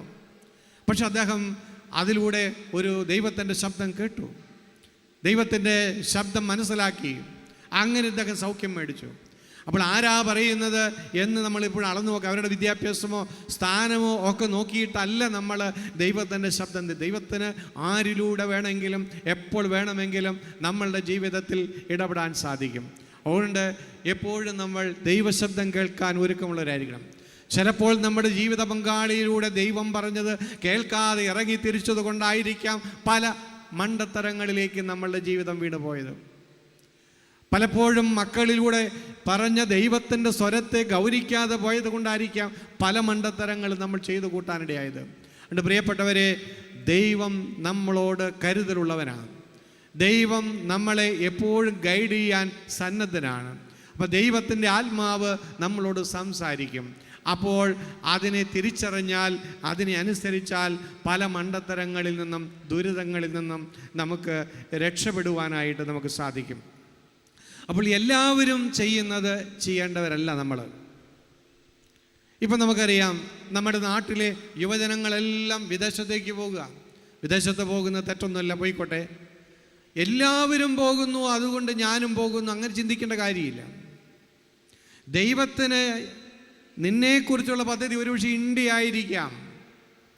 ദൈവത്തിൻ്റെ ഹിതം അതാണെങ്കിൽ ഈ കേരളത്തിൽ തന്നെ നിന്നെ അനുഗ്രഹിക്കാൻ ദൈവത്തിന് സാധിക്കും. ആ കോഴ്സ് പഠിച്ചാലേ രക്ഷപ്പെടുകയുള്ളൂ എന്ന് ചിന്തിക്കരുത്. ആ ജോലി കിട്ടിയാലേ രക്ഷപ്പെടുകയുള്ളൂ, ഈ ബിസിനസ് ചെയ്താലേ രക്ഷപ്പെടുകയുള്ളൂ. ഇതൊക്കെ മാനുഷികമായ ചിന്തകളാണ്. രക്ഷ ദൈവത്തിൽ നിന്നാണ് വരുന്നത്. രക്ഷ നൽകുന്ന ദൈവത്തിൻ്റെ ഹിതം തിരിച്ചറിഞ്ഞാൽ നീ എവിടെയാണെങ്കിലും, ഏത് കോഴ്സാണെങ്കിലും, ഏത് രാജ്യത്താണെങ്കിലും നിൻ്റെ ജീവിതത്തെ അനുഗ്രഹിച്ചുയർത്തുവാൻ നിൻ്റെ ദൈവത്തിന് സാധിക്കും. പ്രിയപ്പെട്ടവരെ, അതിന് നമ്മൾ ആദ്യം തിരിച്ചറിയണം, രക്ഷ കടന്നു വരുന്നത് ദൈവത്തിൽ നിന്നാണ്. ഈ സത്യം നമ്മൾ തിരിച്ചറിയണം. കർത്താവ് അനുഗ്രഹിച്ചാൽ എവിടെയാണെങ്കിലും ഞാനും നിങ്ങളും അനുഗ്രഹിക്കപ്പെടും. അതുകൊണ്ട് ദൈവമേ, ഞാൻ ആ കോഴ്സ് പഠിക്കാൻ പോയില്ലല്ലോ, അല്ലെങ്കിൽ അന്ന് ആ ജോലി കിട്ടിയിരുന്നെങ്കിൽ, ഇങ്ങനെയൊക്കെയുള്ള നഷ്ടബോധങ്ങൾക്ക് യാതൊരു അർത്ഥവുമില്ല. ഇനിയും ദൈവത്തിന് നിന്നെ അനുഗ്രഹിക്കാൻ സാധിക്കും. അതുകൊണ്ട് പ്രിയപ്പെട്ടവരെ, ദൈവത്തിലേക്ക് നമ്മളെപ്പോഴും നോക്കണം. അവനാണ് അനുഗ്രഹത്തിൻ്റെ സ്രോതസ്സ്. അതുകൊണ്ട് എല്ലാവരും ചെയ്യുന്ന ബിസിനസ് ചെയ്യാൻ പോകരുത്, എല്ലാവരും ചെയ്യുന്ന പണി ചെയ്യാൻ പോകരുത്. എല്ലാവരും അങ്ങനെയൊക്കെ ചെയ്യുന്നു, അതുകൊണ്ട് ഞാൻ ചെയ്യരുത്. ഞാൻ സ്പെഷ്യലാണ്, ഞാൻ ദൈവത്തിൻ്റെ സ്പെഷ്യലാണ്. എന്നെക്കുറിച്ച് എൻ്റെ ദൈവത്തിൻ്റെ പ്രത്യേക സ്വപ്നമുണ്ട്. ഞാൻ അവരും ജീവിക്കുന്നത് പോലെ ജീവിക്കാനല്ല വിളിക്കപ്പെട്ടിരിക്കുന്നത്, എൻ്റെ ദൈവം ആഗ്രഹിക്കുന്ന പോലെ ജീവിക്കാനാണ്. അങ്ങനെ ദൈവഹിതം അനുസരിച്ച് ജീവിതം ക്രമപ്പെടുത്തുമ്പോഴാണ് ദൈവപരിപാലനയുടെ അനുഭവം ജീവിതത്തിലേക്ക് കടന്നു വരിക. ചിലപ്പോഴെങ്കിലും ദൈവത്തിൻ്റെ പരിപാലന അനുഭവിച്ചറിയാൻ സാധിക്കാതെ പോകുന്നതിൻ്റെ കാരണങ്ങളിൽ ഒന്ന് ഈ ദൈവഹിതം ജീവിതത്തിൽ നമ്മൾ അന്വേഷിക്കാത്തത് കൊണ്ടാണ്. അതുകൊണ്ട് പ്രിയപ്പെട്ടവരെ, പ്രശ്നങ്ങളിലൂടെ കടന്നു പോകുമ്പോൾ നമ്മൾ ആത്മപരിശോധന നടത്തണം. ഇത് ദൈവത്തിൻ്റെ ഹിതമായിരുന്നു, ഞാൻ ഇവിടെ ആയിരിക്കുന്നത്, ഞാൻ ഇവിടെ ഈ പ്രവർത്തനങ്ങളിൽ ഏർപ്പെട്ടത് ദൈവത്തിൻ്റെ ഹിതമായിരുന്നോ, ഞാൻ ഇങ്ങനെയായിരുന്നു ഇത് ചെയ്യേണ്ടത്, ഞാൻ ദൈവത്തോട് ആലോചന ചോദിച്ചിരുന്നോ? നമ്മൾ ആത്മപരിശോധന നടത്തേണ്ടത് ആവശ്യമുണ്ട്. നമ്മൾ ഒരുപാട് നല്ല കാര്യങ്ങൾ ജീവിതത്തിൽ ചെയ്തതുകൊണ്ട് ദൈവം നമ്മളിൽ പ്രസാദിക്കണമെന്നില്ല. നമ്മൾ വിളിക്കപ്പെട്ടിരിക്കുന്നത് നല്ല കാര്യങ്ങൾ ചെയ്യാൻ വേണ്ടിയല്ല, നമ്മൾ വിളിക്കപ്പെട്ടിരിക്കുന്നത് ദൈവത്തിൻ്റെ ഹിതം ചെയ്യാൻ വേണ്ടിയിട്ടാണ്. ആ ദൈവഹിതം നമ്മൾ തിരിച്ചറിയാൻ പറ്റാതെ വരുമ്പോഴാണ് നമ്മുടെ ജീവിതം പലപ്പോഴും വേസ്റ്റായി പോരുന്നത്. അപ്പോൾ ദൈവം നമുക്ക് റിവാർഡ് തരുന്നത്, ദൈവം നമുക്ക് പ്രതിഫലം നൽകുന്നത് ഈ ലോകത്തിൽ നമ്മൾ ചെയ്ത എല്ലാ നല്ല കാര്യങ്ങൾക്കും വേണ്ടിയല്ല. നമ്മുടെ വീട്ടിൽ തെങ്ങിൻ്റെ ചോട് കളയ്ക്കാൻ വേണ്ടി ഒരാളെ ഏർപ്പാടാക്കിയാൽ ആ മനുഷ്യൻ തെങ്ങിൻ്റെ ചോട് കളയ്ക്കാതെ ഓടക്കുഴൽ വായിച്ചിരിക്കുകയാണെന്ന് വിചാരിക്കുക. ഓടക്കുഴൽ നന്നായിട്ട് വായിക്കുന്നുണ്ട്, ഗംഭീര വായനയാണ്. വൈകുന്നേരം കൂലി കൊടുക്കുമോ? ഇല്ല. കാരണം അവൻ വിളിക്കപ്പെട്ടിരിക്കുന്നത് ഓടക്കുഴൽ വായിക്കാനല്ല, തെങ്ങിൻ്റെ ചോട് കളയ്ക്കാനാണ്. അതുപോലെ കർത്താവ് ഈ ഭൂമിയിലേക്ക് നമ്മളെ ഓരോരുത്തരെയും പറഞ്ഞു വിട്ടപ്പോൾ ചില നിയോഗങ്ങളുണ്ട്. ആ നിയോഗങ്ങൾ പൂർത്തീകരിച്ച് അവൻ്റെ സന്നിധിയിലേക്ക് ചെല്ലുമ്പോഴാണ് പ്രതിഫലം കിട്ടുകയുള്ളൂ. അല്ലെങ്കിൽ അവൻ്റെ മുമ്പിൽ ചെല്ലുമ്പോൾ ചമ്മിപ്പോകും. നമ്മൾ പലതും ചെയ്തിട്ടുണ്ടാകാം. എന്തിനു വേണ്ടി വിളിക്കപ്പെട്ടു അത് തിരിച്ചറിഞ്ഞ് ചെയ്യുമ്പോഴാണ് ദൈവസന്നിധിയിൽ നമ്മൾ അംഗീകരിക്കപ്പെടുന്നവരായിട്ട് മാറുകയുള്ളൂ. പ്രിയപ്പെട്ടവർ, നമ്മുടെ സഭ ഇന്ന് അഭിമുഖീകരിക്കുന്ന ഏറ്റവും വലിയ പ്രതിസന്ധി ഇതാണ്. സഭയെ ദൈവം ഏൽപ്പിച്ചിരിക്കുന്ന പ്രധാനപ്പെട്ട ചുമതല നിങ്ങൾ ലോകമെങ്ങും പോയി സകല സൃഷ്ടികളോടും സുവിശേഷം അറിയിക്കുക എന്നുള്ളതാണ്. അപ്പം ആത്മാക്കളെ രക്ഷയ്ക്ക് വേണ്ടിയുള്ള ഈ സുവിശേഷം, പാപത്തിൽ നിന്നുള്ള രക്ഷ നൽകുന്ന ഈ സുവിശേഷം ലോകത്തിന് നൽകാൻ കഴിയാതെ പരാജയപ്പെടുന്നത് കൊണ്ട്, സഭയുടെ ഊർജം മുഴുവനും മറ്റു പല മേഖലകളിൽ കെട്ടിക്കിടക്കുന്നത് കൊണ്ട്, ദൈവഹിതത്തിൽ നിന്ന് സഭ വ്യതിചലിക്കുന്നത് കൊണ്ട്, ദൈവകൃപ, ദൈവപരിപാലന, ദൈവത്തിൻ്റെ സംരക്ഷണം നമുക്ക് അനുഭവിച്ചറിയാൻ സാധിക്കാതെ പോകുന്നതിൻ്റെ പരിണിത ഫലമാണ് ഇന്ന് സഭയ്ക്കുള്ളിലെ ജീർണതകൾ. Hallelujah, praise the lord. പ്രിയപ്പെട്ടവരെ, ഇതാണ് അതിന് പ്രശ്നങ്ങളുടെ പരിഹാരം. നമുക്ക് വെറുതെ പ്രാർത്ഥിച്ചത് കൊണ്ട് മാത്രമായില്ല. കർത്താവ് എന്തിനു വേണ്ടി വിളിച്ചിരിക്കുന്നു അത് ചെയ്യാതെ നമ്മുടെ ഊർജം ഒരുപാട് സാമൂഹ്യ പ്രവർത്തനങ്ങളും വിദ്യാഭ്യാസ പ്രവർത്തനങ്ങളും എല്ലാം നടത്തി നമ്മൾ നഷ്ടപ്പെടുത്തുകയാണ്. അതൊക്കെ ആവശ്യമാണ്. പക്ഷേ അതിനേക്കാൾ ഉപരി അതിൻ്റെ കൂടെ ചെയ്യേണ്ട ഈ ആത്മാക്കളുടെ രക്ഷയ്ക്ക് വേണ്ടിയുള്ള സുവിശേഷ പ്രഘോഷണം എന്ന സഭയേൽപ്പിച്ച ദൗത്യമുണ്ട്, കർത്താവ് ഏൽപ്പിച്ച ദൗത്യമുണ്ട്. യൂദയായിൽ ആരംഭിച്ച് സകല സൃഷ്ടികളോടും പാപമോചനത്തിനുള്ള ഈ സുവിശേഷം അറിയിക്കപ്പെടണം. ദൈവത്തിൻ്റെ സ്വപ്നമാണ്. അതാണ് സഭയുടെ ദൗത്യം, അതാണ് വിശ്വാസികളുടെ ദൗത്യം. ചിലപ്പോഴെങ്കിലും നമ്മുടെ വ്യക്തിപരമായ ജീവിതത്തിലും ദൈവകൃപ കുറയുന്നതിൻ്റെ കാരണം ഈ സുവിശേഷ പ്രഘോഷണത്തോടുള്ള നമ്മുടെ പുറംതിരിവാണ്. സുവിശേഷ ശുശ്രൂഷകളിൽ നമ്മൾ ഗൗരവം കാണണം. അത് എൻ്റെയും നിങ്ങളുടെയും ദൗത്യമാണ്. കാരണം ലോകം നശിച്ചുകൊണ്ടിരിക്കുക, തിന്മ പെരുകിക്കൊണ്ടിരിക്കുക, പാപം കൊണ്ട് ലോകം പാപത്തിൽ മുങ്ങിത്താഴുകയാണ്. എവിടെ നോക്കിയാലും അക്രമവും അനീതിയുമാണ്. ഒരിടത്തും സമാധാനമില്ല, ഒരിടത്തും സന്തോഷമില്ല. രാഷ്ട്രങ്ങളെല്ലാം തകർന്നുകൊണ്ടിരിക്കുന്നു. പ്രിയപ്പെട്ടവരെ, ലോകമെങ്ങനെ നശിച്ചു കൊണ്ടിരിക്കുന്നതിൻ്റെ കാരണം എന്താണ്? പാപമാണ്. മനുഷ്യൻ്റെ ഹൃദയങ്ങളിൽ പാപം പെരുകിയതുകൊണ്ടാണ് സമൂഹ ജീവിതത്തിൽ അനീതിയും അക്രമവും പെരുകുന്നത്. മനുഷ്യൻ്റെ ഹൃദയത്തിൽ മാറ്റം വരുത്താത്തിടത്തോളം കാലം സമൂഹത്തിൽ മാറ്റം വരുത്താൻ ഒരു നിയമത്തിനോ ഒരു ഗവൺമെൻറ്റിനോ ഒരു പ്രസ്ഥാനത്തിനോ സാധിക്കുകയില്ല. എങ്ങനെ മനുഷ്യൻ്റെ ഹൃദയങ്ങളിൽ മാറ്റം വരുത്തും? മനുഷ്യൻ്റെ ഹൃദയങ്ങളിൽ മാറ്റം വരുത്താനുള്ള ഏക മരുന്നാണ് സുവിശേഷം. സുവിശേഷത്തിൻ്റെ ശക്തിക്ക് മാത്രമേ മനുഷ്യ ഹൃദയങ്ങളെ മാറ്റാൻ പറ്റൂ. ഏറ്റവും വലിയ പാപിയെയും മാറ്റിമറിക്കുന്ന സുവിശേഷത്തിൻ്റെ ആ പ്രകാശം നമ്മൾ മറച്ചു വെക്കുകയാണ്. ലോകം നശിക്കുമ്പോൾ ഓർക്കണം, നമ്മളതിന് ഉത്തരവാദിയാണ്. ഞാൻ ഓർക്കുന്നു, വർഷങ്ങൾക്ക് മുമ്പ് ഞാൻ ആദ്യമായിട്ട് അമേരിക്കയിൽ ചെല്ലുമ്പോൾ ന്യൂയോർക്കിലെ ബ്രോങ്കേഴ്സിലുള്ള പള്ളിയിൽ ഒരു ധ്യാനം നടന്നു. ആ ധ്യാനം കഴിഞ്ഞ് പുറത്തിറങ്ങുമ്പോൾ ഒരു സഹോദരി എൻ്റെ അടുത്ത് വന്ന് ചോദിച്ചു, എന്നെ അറിയുമോ എന്ന്. എനിക്കൊന്നും മനസ്സിലായില്ല. കുറച്ച് കഴിഞ്ഞപ്പോൾ അവർ പരിചയപ്പെടുത്തി. ചെറുപ്പത്തിൽ എൻ്റെ കൂടെ 4ാം ക്ലാസ് വരെ പഠിച്ച ഒരു പെൺകുട്ടിയാണ് അവർ. 4ാം ക്ലാസ്സിന് ശേഷം ഞാൻ കണ്ടിട്ടില്ല. അനേക വർഷങ്ങൾക്ക് ശേഷം ഞാൻ അമേരിക്കയിൽ വെച്ച് കാണുകയാണ്. അങ്ങനെ അവർ വിശേഷങ്ങളെല്ലാം പറഞ്ഞതിന് ശേഷം ഒരു ചോദ്യം എന്നോട് പറഞ്ഞു, ബെന്നി, നിങ്ങളുടെ പള്ളിയിലെ പെരുന്നാളിന് ഞാൻ എല്ലാ വർഷവും പോകുമായിരുന്നു. എൻ്റെ ചുറ്റുപാടുകളും ജീവിച്ചിരുന്ന ക്രിസ്ത്യാനികളായിരുന്നു. പക്ഷെ ആരും എന്നോട് യേശുവിനെ കുറിച്ച് പറഞ്ഞു തന്നില്ല. എൻ്റെ ജീവിതത്തിൽ ഒരുപാട് തകർച്ചകളുണ്ടായി. ആ തകർച്ചകളുണ്ടായി ഇന്നാണ് ഞാൻ യേശുവിനെ കുറിച്ച് അറിഞ്ഞത്. നിങ്ങൾ ആരെങ്കിലും എൻ്റെ ചെറുപ്പകാലത്ത് യേശുവിൻ്റെ സ്നേഹത്തെക്കുറിച്ചോ രക്ഷയെക്കുറിച്ചോ പറഞ്ഞു തന്നിരുന്നെങ്കിൽ എൻ്റെ ജീവിതം ഇങ്ങനെ നശിച്ചു പോകുകയില്ലായിരുന്നു എന്ന് പറഞ്ഞുകൊണ്ട് കരഞ്ഞപ്പോൾ അതെൻ്റെ ചങ്കിൽ വല്ലാതെ കൊണ്ട് ഇന്നും എൻ്റെ മനസ്സിൽ അതൊരു നൊമ്പരമായിട്ട് നിൽക്കുകയാണ്. നമ്മുടെ ചുറ്റുപാടുകൾ ജീവിക്കുന്നവർക്ക് സുവിശേഷം കൊടുക്കാതിരിക്കുമ്പോൾ അത് അനീതിയാണ്. സുവിശേഷം പ്രഘോഷിക്കുക എന്ന് പറഞ്ഞാൽ അത് മതപരിവർത്തനവുമായി ബന്ധപ്പെട്ട ഒന്നല്ല, അത് ഹൃദയത്തിൻ്റെ പരിവർത്തനമാണ്. ദൈവരാജ്യം എന്ന് പറയുന്നത് മനുഷ്യൻ്റെ ഹൃദയങ്ങളിലാണ്. മനുഷ്യൻ്റെ ഹൃദയത്തിൽ അനീതി ആധിപത്യം പുലർത്തിയിരിക്കുന്നു. അതിനെ കഴുകി അവിടെ ദൈവത്തിൻ്റെ ആധിപത്യം ഉണ്ടാകണം. അതാണ് ദൈവരാജ്യം. അത് മതത്തിന് അതീതമായ ഒന്നാണ്, ജാതിക്ക് അതീതമായ ഒന്നാണ്. അവിടെ മതപരിവർത്തനവുമായി ബന്ധമില്ല. മനുഷ്യ ഹൃദയങ്ങൾ വിശുദ്ധീകരിക്കപ്പെടുക എന്നതാണ് സുവിശേഷത്തിലൂടെ നൽകുന്നത്. പാപത്തിൽ നിന്നുള്ള രക്ഷ. പാപത്തിൽ നിന്നുള്ള രക്ഷയ്ക്ക് ലോകത്തിൽ മനുഷ്യൻ്റെ ചരിത്രത്തിൽ വേറൊരു മാർഗവും വെളിപ്പെട്ടിട്ടില്ല. അത് കർത്താവായ യേശു ക്രിസ്തുവിൻ്റെ കാൽവരിയിലെ കുരിശിലൂടെയുള്ള പരിഹാരത്തിൽ വിശ്വസിക്കുക എന്നത് മാത്രമാണ്. പ്രിയപ്പെട്ടവരെ, ഈ സുവിശേഷം മറച്ചു വെക്കാൻ പാടില്ല. ചിലപ്പോൾ നിൻ്റെ ജീവിതത്തിലെ പല പ്രശ്നങ്ങളും പരിഹരിക്കാൻ ദൈവം ഇറങ്ങി വരും. നീ ആത്മാക്കളെ രക്ഷിക്കാൻ ഇറങ്ങിയാൽ, സുവിശേഷം പ്രഘോഷിക്കാൻ നീ ഇറങ്ങിയാൽ, സുവിശേഷ ശുശ്രൂഷകളെ നീ ഗൗരവത്തോടെ കാണുമ്പോൾ ആത്മാക്കളുടെ രക്ഷയ്ക്ക് വേണ്ടി ദാഹിക്കുന്ന കർത്താവ് നിൻ്റെ ദാഹങ്ങളും ജീവിതത്തിൽ തീർത്തു തരും.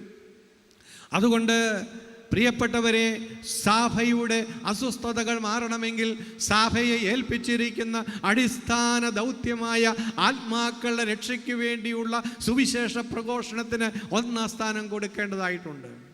ലോകത്തിൽ മാറ്റമുണ്ടാകാൻ പാപമോചനത്തിൻ്റെ വഴികൾ ദൈവം വെളിപ്പെടുത്തിയ യേശുവിലുള്ള വഴി വെളിപ്പെടുത്തേണ്ടതായിട്ടുണ്ട്.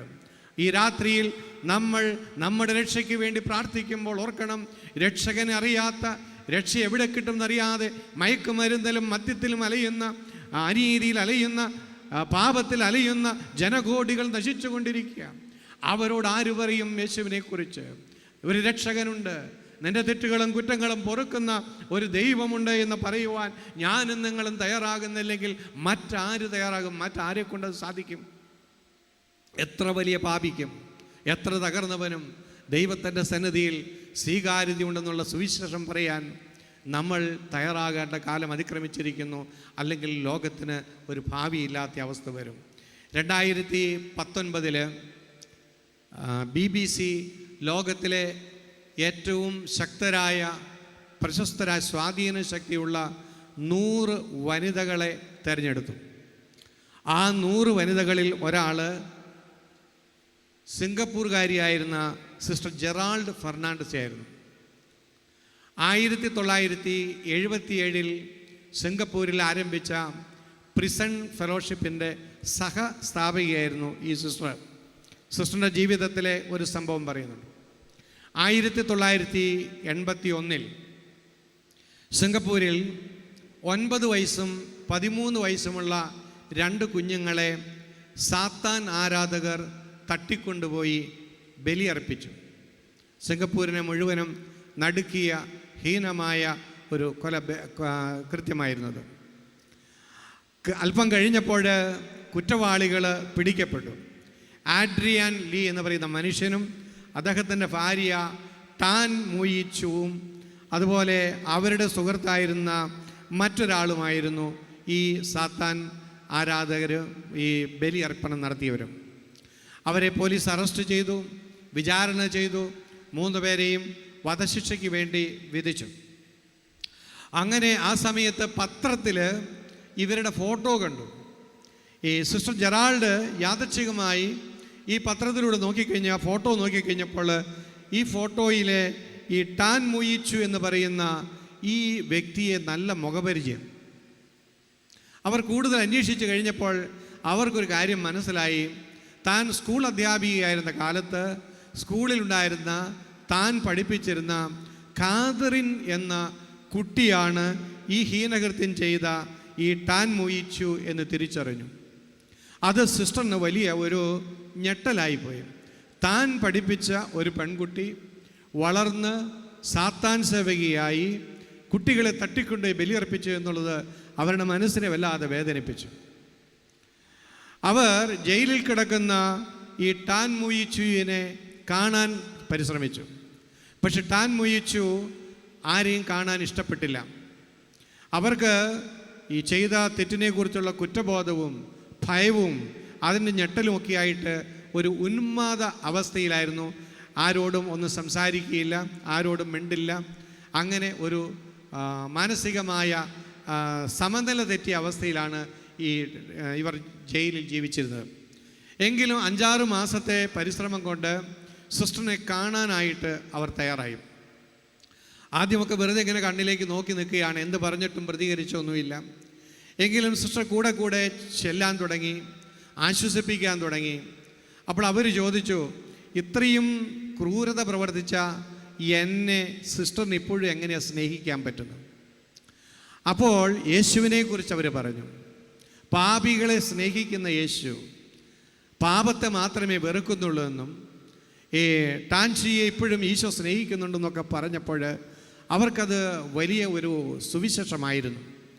അവരുടെ ജീവിതത്തിൽ മാറ്റങ്ങൾ വരാൻ തുടങ്ങി. ക്രമേണ അവൾ യേശുവിനെക്കുറിച്ച് കൂടുതൽ അറിഞ്ഞ് അവളുടെ തെറ്റിനെക്കുറിച്ച് അവൾ പശ്ചാത്തപിക്കുകയും അവൾ കുമ്പസാരിക്കുകയും വിശുദ്ധ കുർബാന സ്വീകരിക്കുകയെല്ലാം ചെയ്ത് ജീവിതത്തിൽ പൂർണ്ണമായൊരു മാറ്റം വരുത്തി. താൻ ചെയ്ത തെറ്റിന് കാരണമായ അതുകൊണ്ട് സഹിക്കുന്ന ആ കുട്ടികളുടെ മാതാപിതാക്കളോടെല്ലാം ക്ഷമ ചോദിച്ചു. അങ്ങനെ അവർ സമാധാനത്തോടെ ആ ജയിലിൽ ജീവിക്കുകയാണ്. കുറച്ച് നാൾ കഴിഞ്ഞപ്പോൾ 1988 നവംബർ 25 ഇവരെ തൂക്കിക്കൊന്നു. നവംബർ 25 തൂക്കിക്കൊന്നപ്പോൾ വധശിക്ഷ നടപ്പാക്കുന്നതിൻ്റെ തലേ ദിവസം സിസ്റ്റർ വീണ്ടും ഇവരെ കാണാൻ ചെന്നു.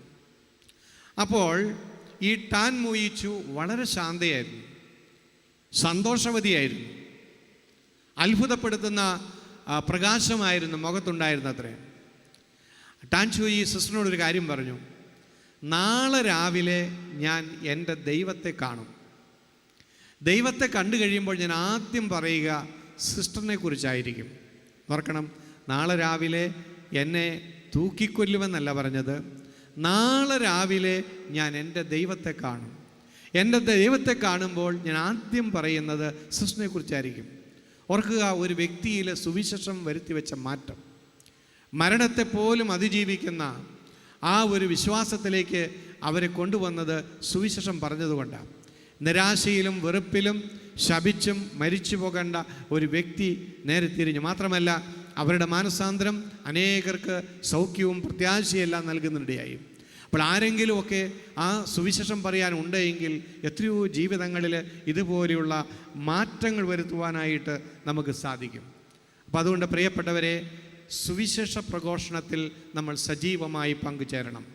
നമ്മൾ സുവിശേഷം കേട്ടാൽ പോരാ, സുവിശേഷ ശുശ്രൂഷയിൽ പങ്കെടുത്ത് അനുഗ്രഹങ്ങൾ സ്വീകരിച്ചാൽ പോരാ, മറ്റുള്ളവർ സുവിശേഷം കേൾക്കാനായിട്ടുള്ള സാഹചര്യങ്ങളെ ഒരുക്കി കൊടുക്കണം. അവർക്കും രക്ഷയെ കൊടുക്കണം. മറ്റുള്ളവരെ രക്ഷയിലേക്ക് നയിക്കുമ്പോൾ നമ്മുടെ ജീവിതത്തിലേക്ക് ആ രക്ഷ അതിൽ 10 മടങ്ങായിട്ട് കടന്നു വരുന്നതിനുണ്ടാകും. മറ്റുള്ളവരെ പാപത്തിൻ്റെ വഴികളിൽ നിന്ന് പിന്തിരിപ്പിക്കുമ്പോൾ നമ്മുടെ നിരവധിയായ പാപങ്ങൾ ക്ഷമിക്കപ്പെടുമെന്ന് യാക്കോബ് ശ്ലീഹ നമ്മളോട് പറയുന്നുണ്ട്. അപ്പോൾ നമ്മുടെ കുടുംബങ്ങൾ അനുഗ്രഹിക്കപ്പെടാൻ, വരും തലമുറകൾ അനുഗ്രഹിക്കപ്പെടാൻ വേണ്ടി നമ്മൾ ആത്മീയ ശുശ്രൂഷകളിൽ പങ്കുചേരണം, പ്രേക്ഷിത പ്രവർത്തനങ്ങളിൽ പങ്കുചേരണം. നിങ്ങൾക്കറിയാമോ, ഈ ഷാലോം ഇങ്ങനെ നടക്കണമെങ്കിൽ എന്തുമാത്രം പണം വേണം? യാതൊരു വിദേശ സഹായവും നമ്മൾ സ്വീകരിക്കുന്നില്ല. ഇന്ത്യയിലെ സാധാരണക്കാരായ നിങ്ങളെപ്പോലുള്ള മനുഷ്യരുടെ ചെറിയ ചെറിയ പങ്കുവെക്കൽ കൊണ്ടാണ് ഇത് ഇങ്ങനെ നിലനിൽക്കുന്നത്. TV ചാനൽ, പത്രം, മാസിക, ഇങ്ങനെയുള്ള സംവിധാനങ്ങൾ ഓരോ മാസവും എത്രയോ ലക്ഷം രൂപ വേണം ഇത് നിലനിൽക്കണമെങ്കിൽ. ഇതൊരു അത്ഭുതമാണ്. പരിശുദ്ധാത്മാവ് ആയിരങ്ങളുടെ ഹൃദയത്തിൽ പ്രചോദനം നൽകി പങ്കുചേരുന്നതുകൊണ്ടാണ് ഇതിങ്ങനെ നിലനിൽക്കുന്നത്. ഷാലോം പീസ് ഫെലോഷിപ്പ് എന്ന് പറയുന്ന ആ ഒരു കൂട്ടായ്മയാണ് ഇതിനെ താങ്ങി നിർത്തുന്നത്. അപ്പോൾ പലരും അവരുടെ ഇല്ലായ്മയിൽ നിന്ന് പങ്കുവെക്കുന്നു. അങ്ങനെ ഈശോയോടുള്ള സ്നേഹം കൊണ്ട് അനേകർ സുവിശേഷം കേൾക്കണം, അനുഗ്രഹിക്കപ്പെടണമെന്നുള്ള ആഗ്രഹം കൊണ്ട് അവരുടെ ഇല്ലായ്മകളിൽ നിന്ന് പങ്കുവെക്കുകയാണ്. ഒരിക്കൽ ഫീൽഡിൽ പോയി, ഇവിടെ ഞങ്ങളുടെ സഹോദരങ്ങൾ പറഞ്ഞു കേട്ടിരുന്നു, ഇടുക്കിയിൽ ഒരിടത്ത് ചെന്നപ്പോൾ കോവിഡ് കാലത്ത് ഒരു സഹോദരി, അവരുടെ കയ്യിൽ പണമൊന്നുമില്ല. അപ്പോൾ കോവിഡ് കാലമല്ലേ, ഷാലോമിന് ബുദ്ധിമുട്ടാണ്. അതുകൊണ്ട് അവർക്കൊരു ആടുണ്ടായിരുന്നതിനെ വിറ്റിട്ട് ആ പണമാണ് ഷാലോമിന് വേണ്ടി കൊടുത്തു വിടുന്നത്. ഷാലോമിൻ്റെ ചാനലിന് ഒരു കുറവും വരരുതെന്ന് പറഞ്ഞുകൊണ്ട്. അങ്ങനെ ഷാലോമിനെ സ്നേഹിക്കുന്ന വ്യക്തികൾ ഈശോയോടുള്ള സ്നേഹം കൊണ്ടാണ്, അല്ലാതെ വേറൊന്നുമില്ല. അവരെ ആരും അറിയുന്നില്ല, അവർക്ക് അംഗീകാരം കിട്ടുന്നില്ല, ഒന്നുമില്ല. പക്ഷേ സുവിശേഷത്തോടുള്ള സ്നേഹം, കർത്താവിനോടുള്ള സ്നേഹം, സഭയോടുള്ള സ്നേഹമാണ് ഇങ്ങനെയുള്ള പങ്കുവെക്കലിലൂടെയൊക്കെ കടന്നത്. അപ്പം നമ്മൾ ഓരോരുത്തരും എന്തെങ്കിലുമൊക്കെ ചെയ്യണം. സുവിശേഷത്തിന് വേണ്ടി, സഭയുടെ വളർച്ചയ്ക്ക് വേണ്ടി, നവീകരണത്തിന് വേണ്ടിയൊക്കെ ചെയ്യണം. അങ്ങനെ ചെയ്യുമ്പോഴാണ് നമ്മളുടെ ജീവിതം കൂടുതൽ അനുഗ്രഹിക്കപ്പെടുകയും അഭിഷേകമുള്ളതായി തീരുകയും കൃപയുള്ളതായിട്ട് തീരുകയും ചെയ്യും. നമ്മുടെ വിഷമങ്ങൾക്ക് വേണ്ടി തന്നെ പ്രാർത്ഥിക്കേണ്ട കാര്യമില്ല. കർത്താവ് എന്താണ് പറഞ്ഞിരിക്കുന്നത്? നിങ്ങൾ ഒന്നാമതായി ദൈവത്തിൻ്റെ രാജ്യവും നീതിയും അന്വേഷിക്കുക, അതോടൊപ്പം ബാക്കിയെല്ലാം കൂട്ടിച്ചേർത്ത് തരും. നമ്മൾ ദൈവഹിതമനുസരിച്ച് ദൈവരാജ്യത്തിന് വേണ്ടി പ്രവർത്തിക്കാൻ തുടങ്ങുമ്പോൾ നമ്മുടെ കാര്യങ്ങൾ നമ്മുടെ കർത്താവ് നോക്കിക്കൊള്ളും. Hallelujah, praise the lord. അപ്പം അതുകൊണ്ട് ഈ രാത്രിയിൽ നമുക്ക് പ്രാർത്ഥിക്കാം, നമുക്ക് വേണ്ടി പ്രാർത്ഥിക്കാം. രക്ഷകനെ അറിഞ്ഞ് നമ്മൾ രക്ഷകനെ കൊടുക്കാനുള്ള അഭിഷേകത്തിന് വേണ്ടി നമുക്ക് പ്രാർത്ഥിക്കാം. അതുപോലെ തന്നെ സഭ മുഴുവനും ഉണരുന്നതിന് വേണ്ടിയിട്ടും പുതിയ ഒരു സുവിശേഷ മുന്നേറ്റം ഉണ്ടാകുന്നതിന് വേണ്ടിയും നമുക്ക് പ്രത്യേകമായ വിധത്തിൽ എഴുന്നേറ്റ് നിന്ന് പ്രാർത്ഥിക്കാം.